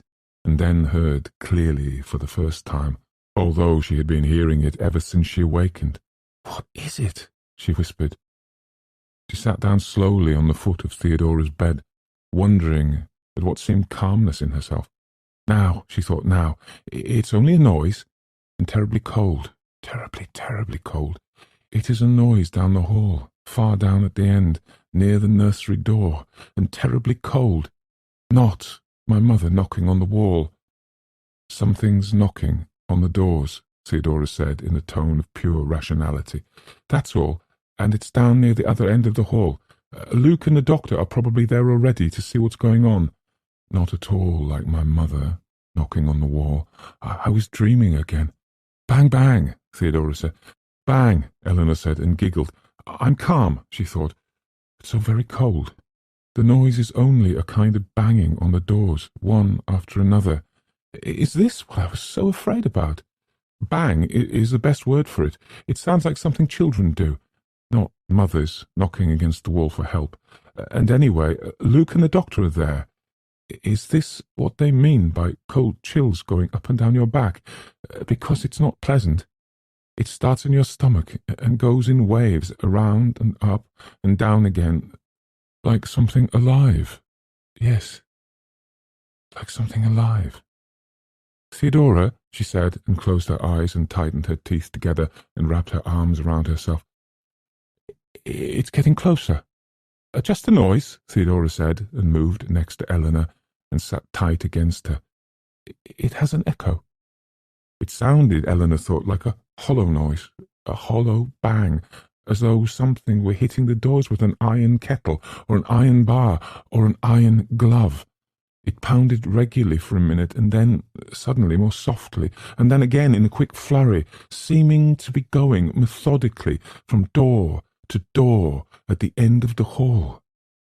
Distantly she thought she could hear the voices of Luke and the doctor calling from somewhere below, and she thought, "They're not up here with us at all," and heard the iron crashing against what must have been a door, very close.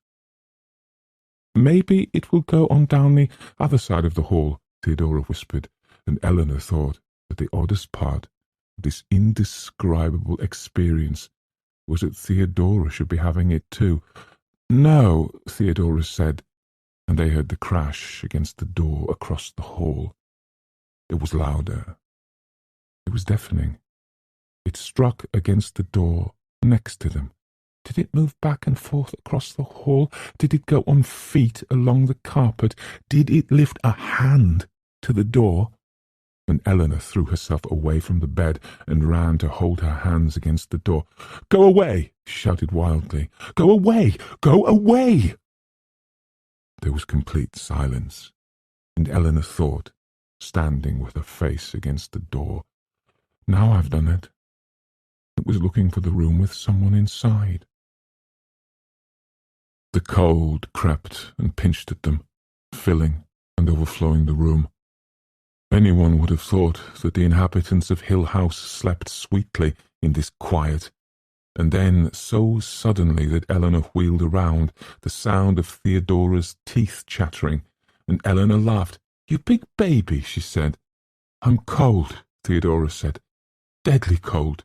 "So am I." Eleanor took the green quilt and threw it around Theodora, and took up Theodora's warm dressing gown and put it on. "You warmer now? Where's Luke? Where's the doctor? I don't know. Are you warmer now?" "No," Theodora shivered. "In a minute I'll go into the hall and call them.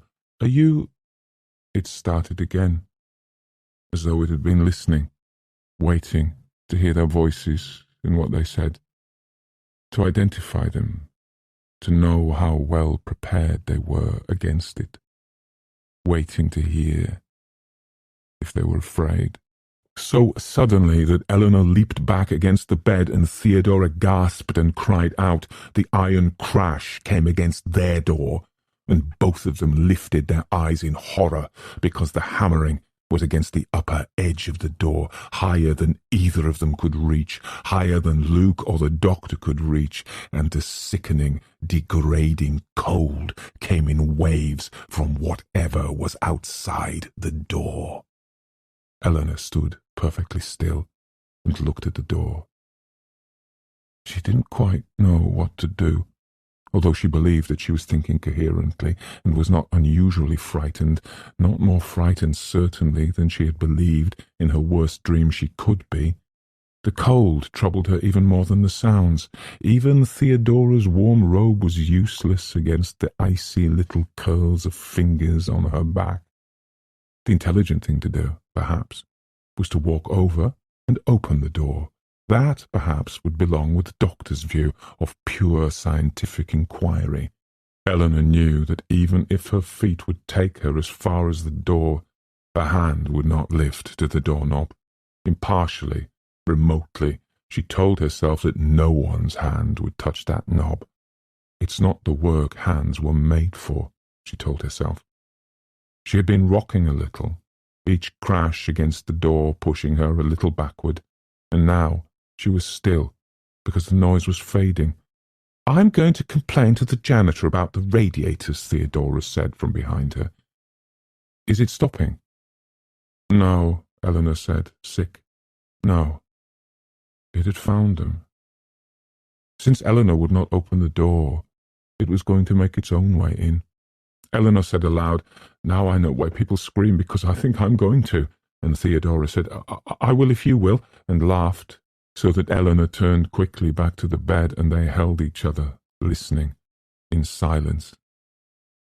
Little pattings came from around the doorframe, small, seeking sounds, feeling the edges of the door, trying to sneak a way in. The doorknob was fondled, and Eleanor, whispering, asked, "Is it locked?" Theodora nodded, and then, wide-eyed, turned to stare at the connecting bathroom door. "Mine's locked too," Eleanor said against her ear, and Theodora closed her eyes in relief. The little sticky sounds moved on around the doorframe, and then, as though a fury caught whatever was outside, the crashing came again, and Eleanor and Theodora saw the wood of the door tremble and shake, and the door move against its hinges. You can't get in," Eleanor said wildly, and again there was a silence, as though the house listened with attention to her words, understanding, cynically agreeing, content to wait. A thin little giggle came in a breath of air through the room, a little mad rising laugh, the smallest whisper of a laugh, and Eleanor heard it all up and down her back. A little gloating laugh moved past them around the house, and then she heard the doctor and Luke calling from the stairs, and mercifully it was over. When the real silence came, Eleanor breathed shakily and moved stiffly. "We've been clutching each other like a couple of lost children," Theodora said, and untwined her arms from around Eleanor's neck. "You're wearing my bathrobe." "I forgot mine. Is it really over?" For tonight, anyway," Theodora spoke with certainty. "Can't you tell? Aren't you warm again?" The sickening cold was gone, apart from a reminiscent little thrill of it down Eleanor's back when she looked at the door. She began to pull at the tight knot she had put in the bathrobe cord and said, "Intense cold is one of the symptoms of shock." "Intense shock is one of the symptoms I've got," Theodora said. "Here come Luke and the doctor." Their voices were outside in the hall, speaking quickly, anxiously, and Eleanor dropped Theodora's robe on the bed and said, "For heaven's sake, don't let them knock on that door. One more knock would finish me," and ran into her own room to get her own robe. Behind her she could hear Theodora telling them to wait a minute, and then going to unlock the door, and then Luke's voice saying pleasantly to Theodora, "Why, you look as though you've seen a ghost." When Eleanor came back, she noticed that both the doctor and Luke were dressed, and it occurred to her that it might be a sound idea from now on. If that intense cold was going to come back at night, it was going to find Eleanor sleeping in a wool suit and a heavy sweater, and she didn't care what Mrs. Dudley was going to say when she found that at least one of the lady guests was lying in one of the clean beds in heavy shoes and wool socks. "Well," she asked, "how do you gentlemen like living in a haunted house?" "It's perfectly fine," Luke said. "Perfectly fine. It gives me an excuse to have a drink in the middle of the night." He had the brandy bottle and glasses, and Eleanor thought that they must make a companionable little group, the four of them, sitting around Theodora's room at 4 in the morning, drinking brandy. They spoke lightly, quickly, and gave one another fast, hidden, little curious glances, each of them wondering what secret terror had been tapped in the others, what changes might show in face or gesture, what unguarded weaknesses might have opened the way to ruin. "Did anything happen in here while we were outside?" the doctor asked. Eleanor and Theodora looked at each other and laughed, honestly at last, without any edge of hysteria or fear. After a minute, Theodora said carefully, "Nothing in particular. Someone knocked on the door with a cannonball and then tried to get in and eat us and started laughing its head off when we wouldn't open the door. But nothing really out of the way." Curiously, Eleanor went over and opened the door. "I thought the whole door was going to shatter," she said, bewildered. "And there isn't even a scratch on the wood, nor on any of the other doors. They're perfectly smooth." "How nice that it didn't mar the woodwork," Theodora said, holding her brandy glass out to Luke. "I couldn't bear it if this dear old house got hurt." She grinned at Eleanor. "Nellie here was going to scream." "So were you?" "Not at all. I only said it to keep you company. Besides, Mrs. Dudley already said that she wouldn't come." "And where were you, our manly defenders?" "We were chasing a dog," Luke said. "At least some animal like dog." He stopped and then went on reluctantly. "We followed it outside." Theodora stared, and Eleanor said, "You mean it was inside?" "I saw it run past my door," the doctor said. "Just caught a glimpse of it slipping along. I woke Luke, and we followed it down the stairs and out into the garden and lost it somewhere at the back of the house." "The front door was open?" "No," Luke said. "The front door was closed. So were all the other doors. We checked." "We've been wandering around for quite a while," the doctor said. "We never dreamed that you ladies were awake until we heard your voices." He spoke gravely. "There is one thing that we have not taken into account," he said. They looked at him puzzled, and he explained, checking on his fingers in his lecture style. "First," he said, "Luke and I were awakened earlier than you ladies, clearly. We have been up and about, outside and in, for better than 2 hours, led on what you perhaps might allow me to call a wild goose chase. Second, Neither of us," he glanced inquiringly at Luke as he spoke, "heard any sound up here until your voices began. It was perfectly quiet. That is, the sound which hammered on your door was not audible to us. When we gave up our vigil and decided to come upstairs, we apparently drove away whatever was waiting outside your door. Now, as we sit here together, all is quiet." "I still don't see what you mean," Theodora said, frowning. "We must take precautions," he said. "Against what? How?" "When Luke and I are called outside, and you two are kept imprisoned inside, doesn't it begin to seem," and his voice was very quiet, "doesn't it begin to seem that the intention is, somehow, to separate us?" Chapter 5. Looking at herself in the mirror, with the bright morning sunlight freshening even the blue room of Hill House, Eleanor thought, "It's my second morning in Hill House, and I'm unbelievably happy. Journeys end in lovers' meeting. I've spent an all but sleepless night. I've told lies and made a fool of myself, and the very air tastes like wine. I've been frightened half out of my foolish wits, but I have somehow earned this joy. I've been waiting for it for so long, abandoning a lifelong belief that to name happiness is to dissipate it. She smiled at herself in the mirror and told herself silently, "You are very happy, Eleanor. You have finally been given a part of your measure of happiness." Looking away from her own face in the mirror, she thought blindly, "Journeys end in lovers' meeting, lovers' meeting." "Luke," it was Theodora calling outside in the hall, "you carried off one of my stockings last night, and you are a thieving cad, and I hope Mrs. Dudley can hear me." Eleanor could hear Luke faintly answering. He protested that a gentleman had a right to keep the favours bestowed upon him by a lady, and he was absolutely certain that Mrs. Dudley could hear every word. "Eleanor!" Now Theodora pounded on the connecting door. "Are you awake? May I come in?" "Come, of course," Eleanor said, looking at her own face in the mirror. "You deserve it," she told herself. "You have spent your life earning it." Theodora opened the door and said happily, "How pretty you look this morning, my Nell. This curious life agrees with you." Eleanor smiled at her. The life clearly agreed with Theodora, too.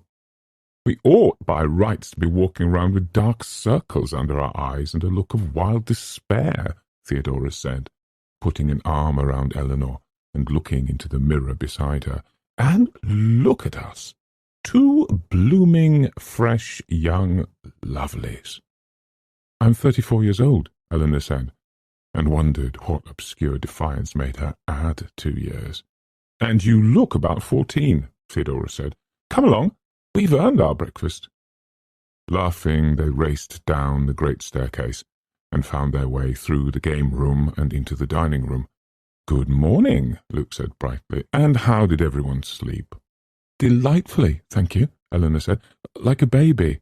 "There may have been a little noise," Theodora said, "but one has to expect that in these old houses. Doctor, what did we do this morning?" Said the doctor, looking up. He alone looked tired, but his eyes were lighted with the same brightness they found all in one another. "It is excitement," Eleanor thought. "We're all enjoying ourselves." "Belichin House," the doctor said, savouring his words. "Borley Rectory. Glamis Castle. It is incredible to find oneself experiencing it. Absolutely incredible. I could not have believed it. I begin to understand dimly the remote delight of your true medium. I think I shall have the marmalade, if you would be so kind. Thank you. My wife will never believe me. Food has a new flavour. Do you find it so?" "It isn't just that Mrs. Dudley has surpassed herself, then. I was wondering," Luke said. "I've been trying to remember," Eleanor said, "about last night, I mean. I can remember knowing that I was frightened, but I can't imagine actually being frightened. I remember the cold, Theodora said and shivered. I think it's because it was so unreal by any pattern of thought I'm used to. I mean, it just didn't make sense. Eleanor stopped and laughed, embarrassed. I agree, Luke said. I found myself this morning telling myself what had happened last night. The reverse of a bad dream, as a matter of fact, where you keep telling yourself that it didn't really happen. I thought it was exciting, Theodora said. The doctor lifted a warning finger. It is still perfectly possible that it is all caused by subterranean waters. Then more houses ought to be built over secret springs, Theodora said. The doctor frowned. This excitement troubles me, he said. It is intoxicating, certainly, but might it not also be dangerous? An effect of the atmosphere of Hill House. The first sign that we have, as it were, fallen under a spell. Then I will be an enchanted princess, Theodora said. And yet, Luke said, if last night is a true measure of Hill House, we're not going to have much trouble. We were frightened, certainly, and found the experience unpleasant while it was going on. And yet I cannot remember that I felt in any physical danger. Even Theodora telling that whatever was outside her door was coming to eat her did not really sound... I know what she meant, Eleanor said, because I thought it was exactly the right word. The sense was that it wanted to consume us, take us into itself, make us a part of the house, maybe. Oh dear, I thought I knew what I was saying, but I'm doing it very badly. No physical danger exists, the doctor said positively. No ghost in all the long histories of ghosts has ever hurt anyone physically. The only damage done is by the victim to himself. One cannot even say that the ghost attacks the mind, because the mind, the conscious thinking mind, is invulnerable. In all our conscious minds, as we sit here talking, there is not one iota of belief in ghosts. Not one of us, even after last night, can say the word ghost without a little involuntary smile. No, the menace of the supernatural is that it attacks where modern minds are weakest, where we have abandoned our protective armor of superstition and have no substitute defense. Not one of us thinks rationally that what ran through the garden last night was a ghost, and what knocked on the door was a ghost. And yet, there was certainly something going on in Hill House last night, and the mind's instinctive refuge, self-doubt, is eliminated. We cannot say it was my imagination, because 3 other people were there too. I could say, Eleanor put in, smiling, all 3 of you are in my imagination. None of this is real. If I thought you could really believe that, the doctor said gravely, I would turn you out of Hill House this morning. You would be venturing far too close to the state of mind which would welcome the perils of Hill House with a kind of sisterly embrace. He means he would think you were batty, Nell dear. Well, Eleanor said, I expect I would be. If I had to take sides with Hill House against the rest of you, I would expect you to send me away. Why me? She wondered. Why me? Am I the public conscience, expected always to say in cold words what the rest of them are too arrogant to recognize? Am I supposed to be the weakest, weaker than Theodora? Of all of us, she thought, I am surely the one least likely to turn against the others. Poltergeists are another thing entirely, the doctor said, his eyes resting briefly on Eleanor. They deal entirely with the physical world. They throw stones, they move objects, they smash dishes.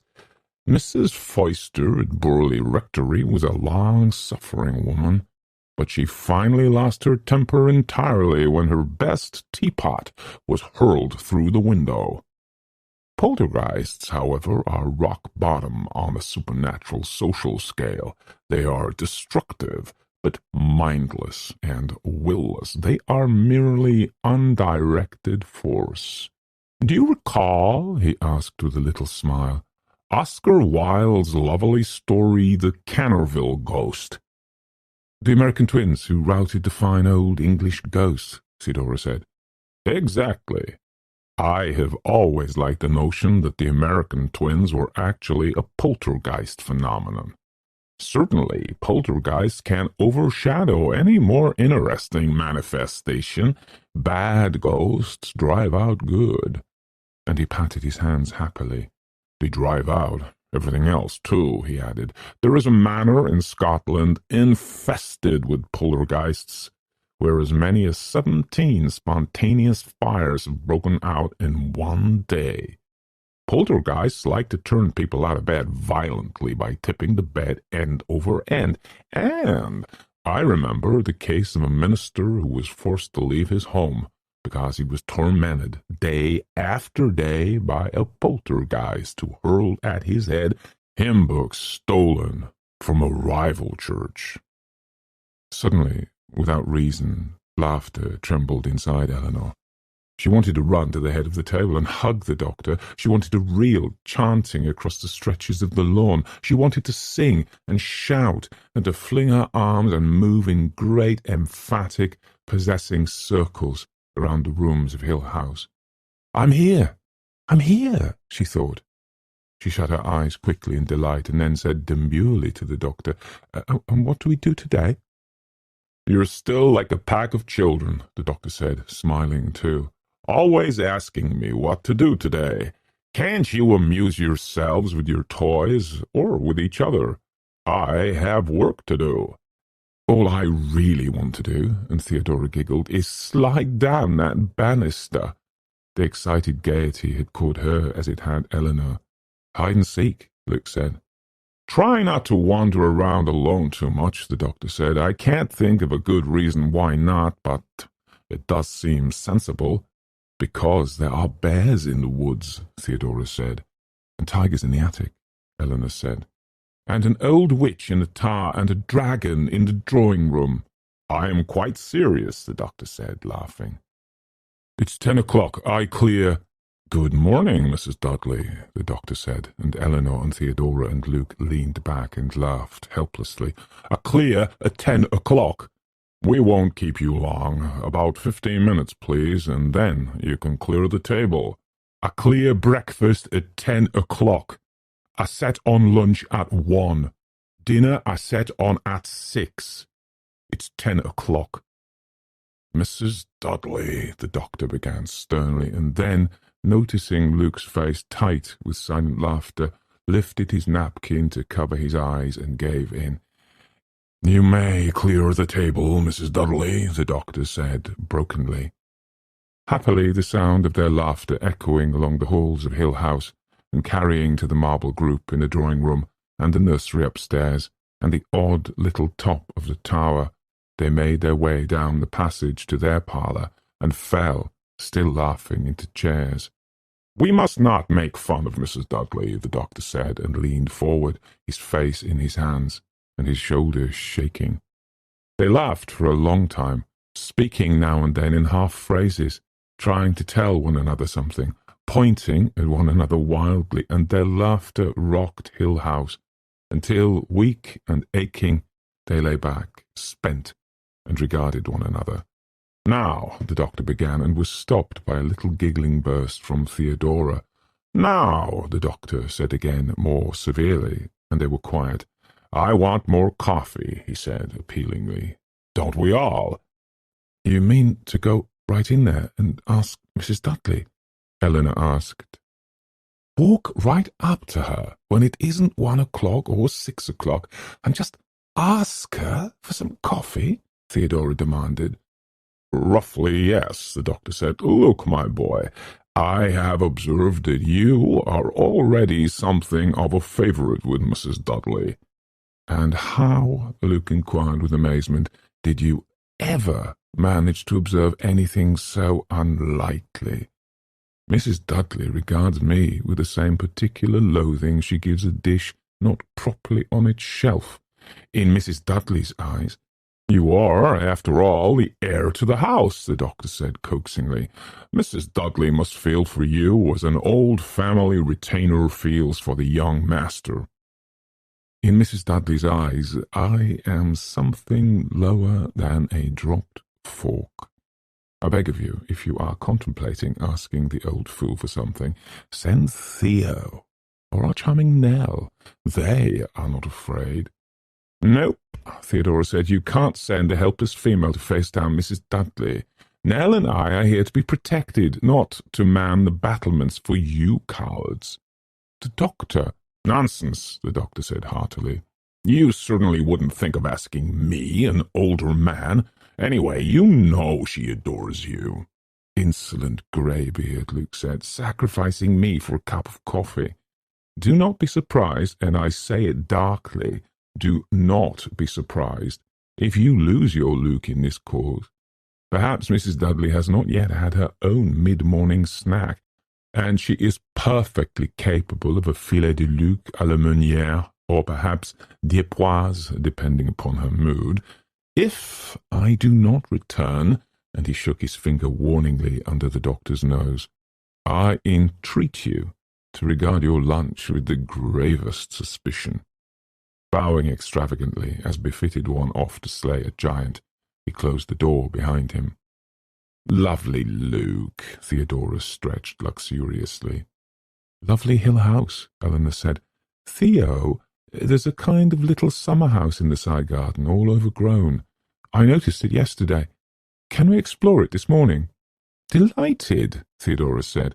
"I would not like to leave 1 inch of Hill House uncherished. Anyway, it's too nice a day to stay inside."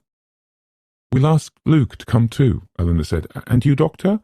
"My notes," the doctor began, and then stopped, as the door opened so suddenly that in Eleanor's mind was only the thought that Luke had not dared face Mrs. Dudley after all, but had stood, waiting, pressed against the door. Then, looking at his white face and hearing the doctor say with fury, "I broke my own first rule. I sent him alone," she found herself only asking urgently, "Luke?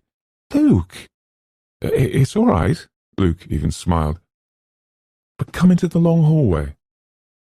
Chilled by his face and his voice and his smile, they got up silently and followed him through the doorway into the long, dark hallway which led back to the front hall. "Here," Luke said, and a little winding shiver of sickness went down Eleanor's back when she saw that he was holding a lighted match up to the wall. "It's writing?" Eleanor asked, pressing closer to see. "Writing," Luke said. "I didn't even notice it until I was coming back." Mrs. Dudley said no, he added, his voice tight. "My flash." The doctor took his flashlight from his pocket, and under its light, as he moved slowly from one end of the hall to the other, the letters stood out clearly. "Chalk," the doctor said, stepping forward to touch a letter with the tip of his finger. "Written in chalk." The writing was large and straggling and ought to have looked, Eleanor thought, as though it had been scribbled by bad boys on a fence. Instead, it was incredibly real, going in broken lines over the thick panelling of the hallway. From one end of the hallway to the other the letters went, almost too large to read, even when she stood back against the opposite wall. "Can you read it?" Luke asked softly, and the doctor, moving his flashlight, read slowly, "Help Eleanor come home." "No," and Eleanor felt the words stop in her throat. She had seen her name as the doctor read it. "It is me," she thought. "It's my name standing out there so clearly. I shouldn't be on the walls of this house." "Wipe it off, please," she said, and felt Theodora's arm go round her shoulders. "It's crazy," Eleanor said, bewildered. "Crazy's the word, all right," Theodora said strongly. "Come back inside, Nell, and sit down. Luke will get something to wipe it off." "But it's crazy," Eleanor said, hanging back to see her name on the wall. "Why?" Firmly the doctor put her through the door into the little parlour and closed it. "Luke," had already attacked the message with his handkerchief. "Now, you listen to me," the doctor said to Eleanor, "just because your name—" "That's it," Eleanor said, staring at him. "It knows my name, doesn't it? It knows my name." "Shut up, will you?" Theodora shook her violently. "It could have said any of us. It knows all our names." "Did you write it?" Eleanor turned to Theodora. "Please tell me. I won't be angry or anything, just so I can know that maybe it was only a joke. It frightened me." She looked appealingly at the doctor. "You know that none of us wrote it," the doctor said. Luke came in, wiping his hands on his handkerchief, and Eleanor turned hopefully.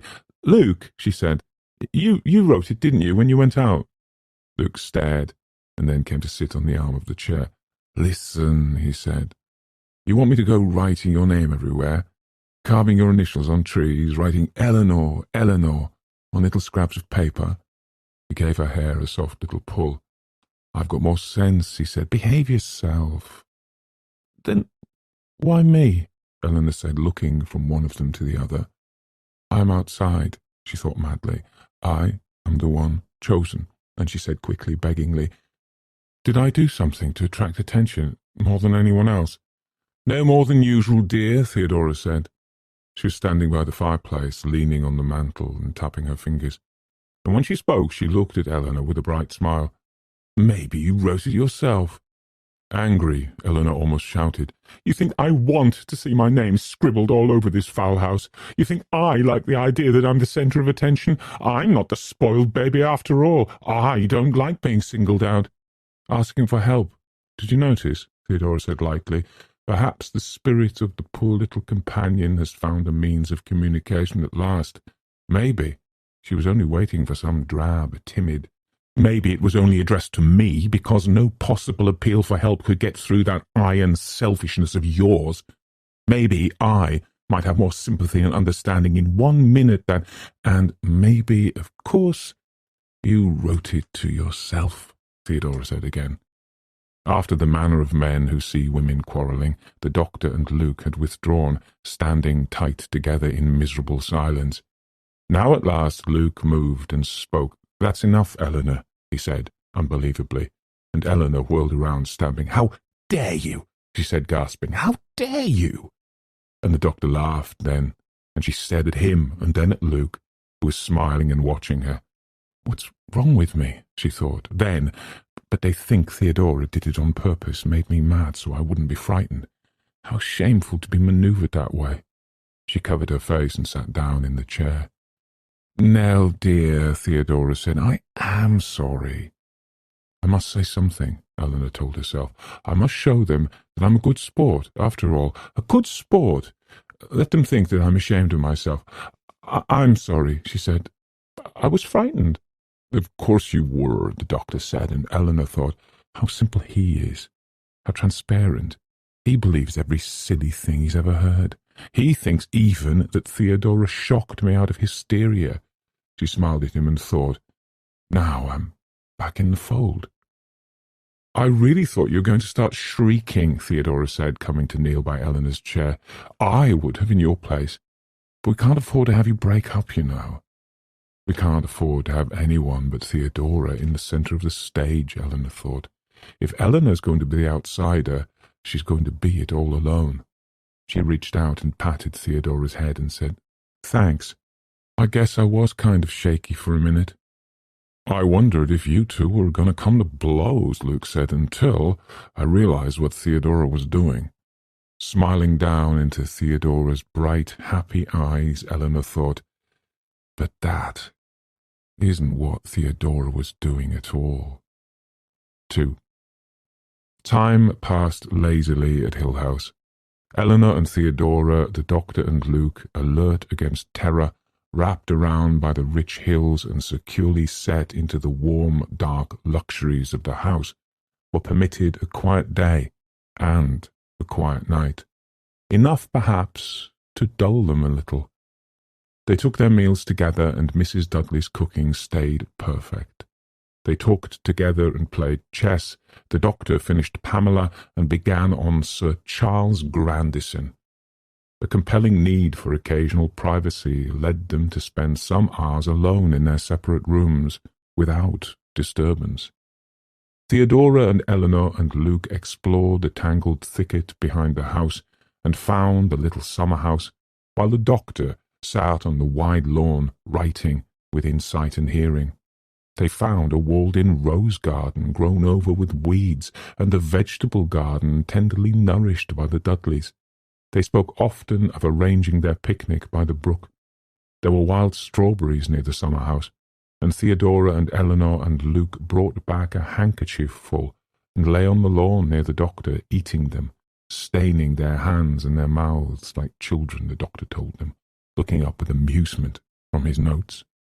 Each of them had written, carelessly and with little attention to detail, an account of what they thought they had seen and heard so far in Hill House, and the doctor had put the papers away in his portfolio.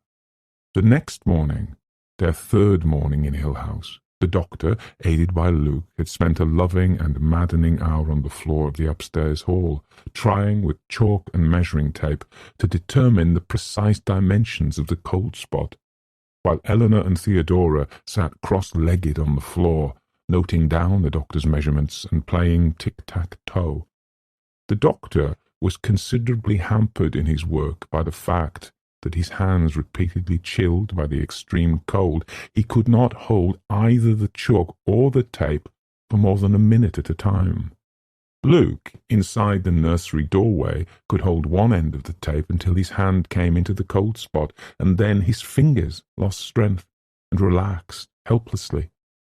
A thermometer dropped into the centre of the cold spot refused to register any change at all, but continued doggedly maintaining that the temperature there was the same as the temperature down the rest of the hall, causing the doctor to fume wildly against the statisticians of Borley Rectory who had caught an 11-degree drop.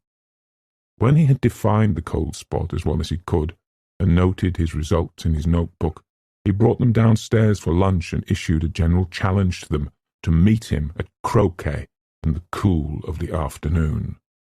"It seems foolish," he explained, "to spend a morning as glorious as this has been looking at a frigid place on a floor. We must plan to spend more time outside," and was mildly surprised when they laughed. "Is there still a world somewhere?" Eleanor asked wonderingly.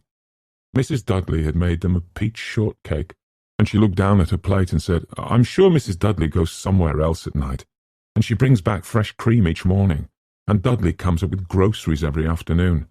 But as far as I can remember, there is no other place than this."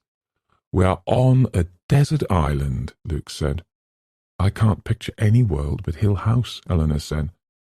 "Perhaps," Theodora said, "we should make notches on a stick, or pile pebbles in a heap, one each day, so we will know how long we have been marooned." How pleasant not to have had any word from outside. Luke helped himself to an enormous heap of whipped cream. No letters, no newspapers. Anything might be happening. "Unfortunately," the doctor said, and then stopped. "I beg your pardon," he went on. "I meant only to say that word will be reaching us from outside, and of course it is not unfortunate at all. Mrs. Montague, my wife, that is, will be here on Saturday." "But when is Saturday?" Luke asked. Delighted to see Mrs. Montague, of course. "Day after tomorrow," the doctor thought. "Yes," he said after a minute, "I believe that the day after tomorrow is Saturday. We will know it's Saturday, of course," he told them with a little twinkle, "because Mrs. Montague will be here." "I hope she's not holding high hopes of things going bump in the night," Theodora said. "Hill House has fallen far short of its original promise, I think. Or perhaps Mrs. Montague will be greeted with a volley of psychic experiences." "Mrs. Montague," the doctor said, "will be perfectly ready to receive them." "I wonder," Theodora said to Eleanor as they left the lunch table under Mrs. Dudley's watchful eye, "why everything has been so quiet. I think this waiting is nerve-wracking, almost worse than having something happen." "It's not us doing the waiting," Eleanor said. "It's the house. I think it's biding its time. Waiting until we feel secure, maybe, and then it will pounce. I wonder how long it can wait. Eleanor shivered and started up the great staircase. I'm almost tempted to write a letter to my sister. You know, having a perfectly splendid time here in jolly old Hill House. You really must plan to bring the whole family next summer, Theodora went on. We sleep under blankets every night. The air is so bracing, particularly in the upstairs hall. You go around all the time just glad to be alive. There's something going on every minute. Civilization seems so far away. Eleanor laughed. She was ahead of Theodora at the top of the stairs. The dark hallway was a little lightened this afternoon, because they had left the nursery door open and the sunlight came through the windows by the tower and touched the doctor's measuring tape and chalk on the floor. The light reflected from the stained-glass window on the stair landing and made shattered fragments of blue and orange and green on the dark wood of the hall.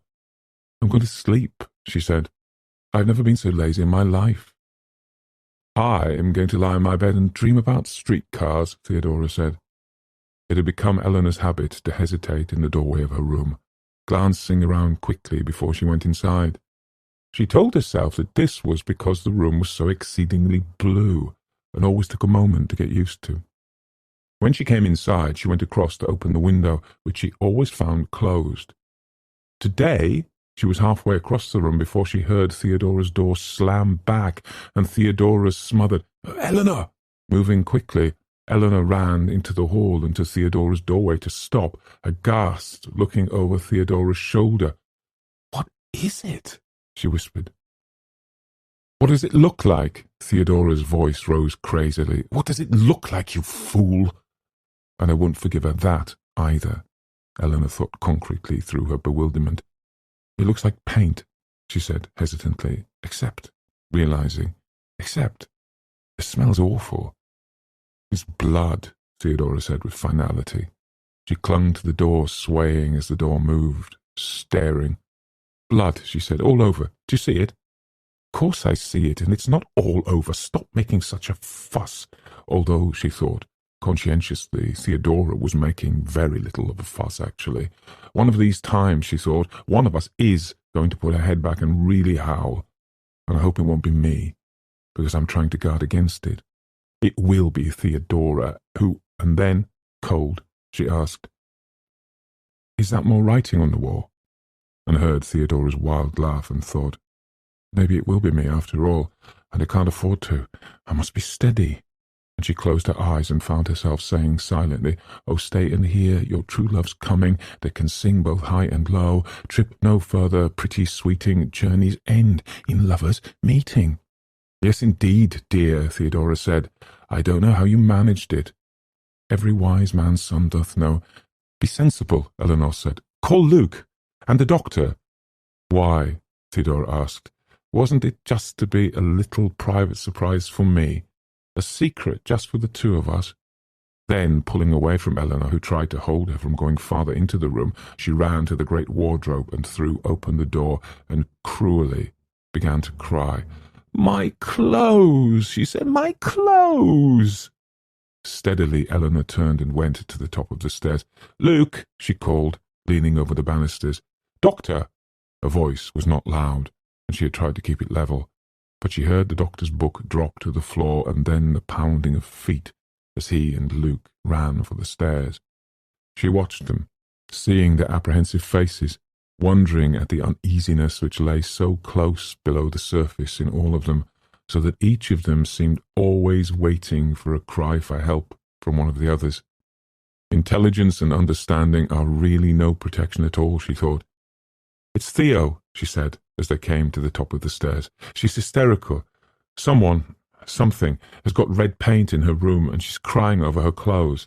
Now, I couldn't have put it more fairly than that, she thought, turning to follow them. Could I have put it more fairly than that? She asked herself, and found that she was smiling. Theodora was still sobbing wildly in her room and kicking at the wardrobe door in a tantrum that might have been laughable if she had not been holding her yellow shirt, matted and stained. Her other clothes had been torn from the hangers and lay trampled and disordered on the wardrobe floor, all of them smeared and reddened. "What is it?" Luke asked the doctor, and the doctor, shaking his head, said, "I would swear that it was blood, and yet to get so much blood one would almost have to—" and then was abruptly quiet. All of them stood in silence for a moment and looked at "Help Eleanor come home, Eleanor," written in shaky red letters on the wallpaper over Theodora's bed. "This time I'm ready," Eleanor told herself, and said, "You'd better get out of here. Bring her into my room." "My clothes are ruined," Theodora said to the doctor. "Did you see my clothes?" The smell was atrocious, and the writing on the wall had dripped and splattered. There was a line of drops from the wall to the wardrobe.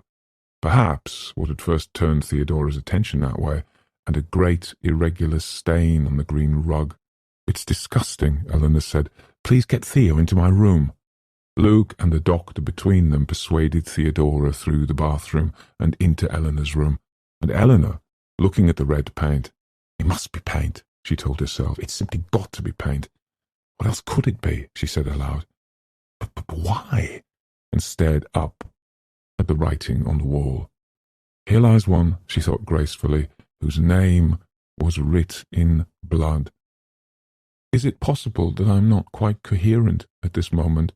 Is she all right?" she asked, turning as the doctor came back into the room. "She will be in a few minutes. We'll have to move her in with you for a while, I should think. I can't imagine her wanting to sleep in here again." The doctor smiled a little wanly. "It'll be a long time, I think, before she opens another door by herself." "I suppose she'll have to wear my clothes." "I suppose she will, if you don't mind." The doctor looked at her curiously. "This message troubles you less than the other." "It's too silly," Eleanor said, trying to understand her own feelings. "I've been standing here looking at it and just wondering, why? I mean, it's like a joke that didn't come off. I was supposed to be much more frightened than this, I think. And I'm not, because it's simply too horrible to be real, and I keep remembering Theo putting red polish." She giggled, and the doctor looked at her sharply, but she went on. "It might as well be paint. Don't you see? I can't stop talking," she thought. "What do I have to explain in all this? Maybe I can't take it seriously," she said, "after the sight of Theo screaming over her poor clothes and accusing me of writing my name all over her wall. Maybe I'm getting used to her blaming me for everything." I hope you felt every word of this journey, just as deeply as I felt telling it to you. If you want to stay part of the story, hit subscribe and ring the bell. Something even more captivating is already on its way. Until next time.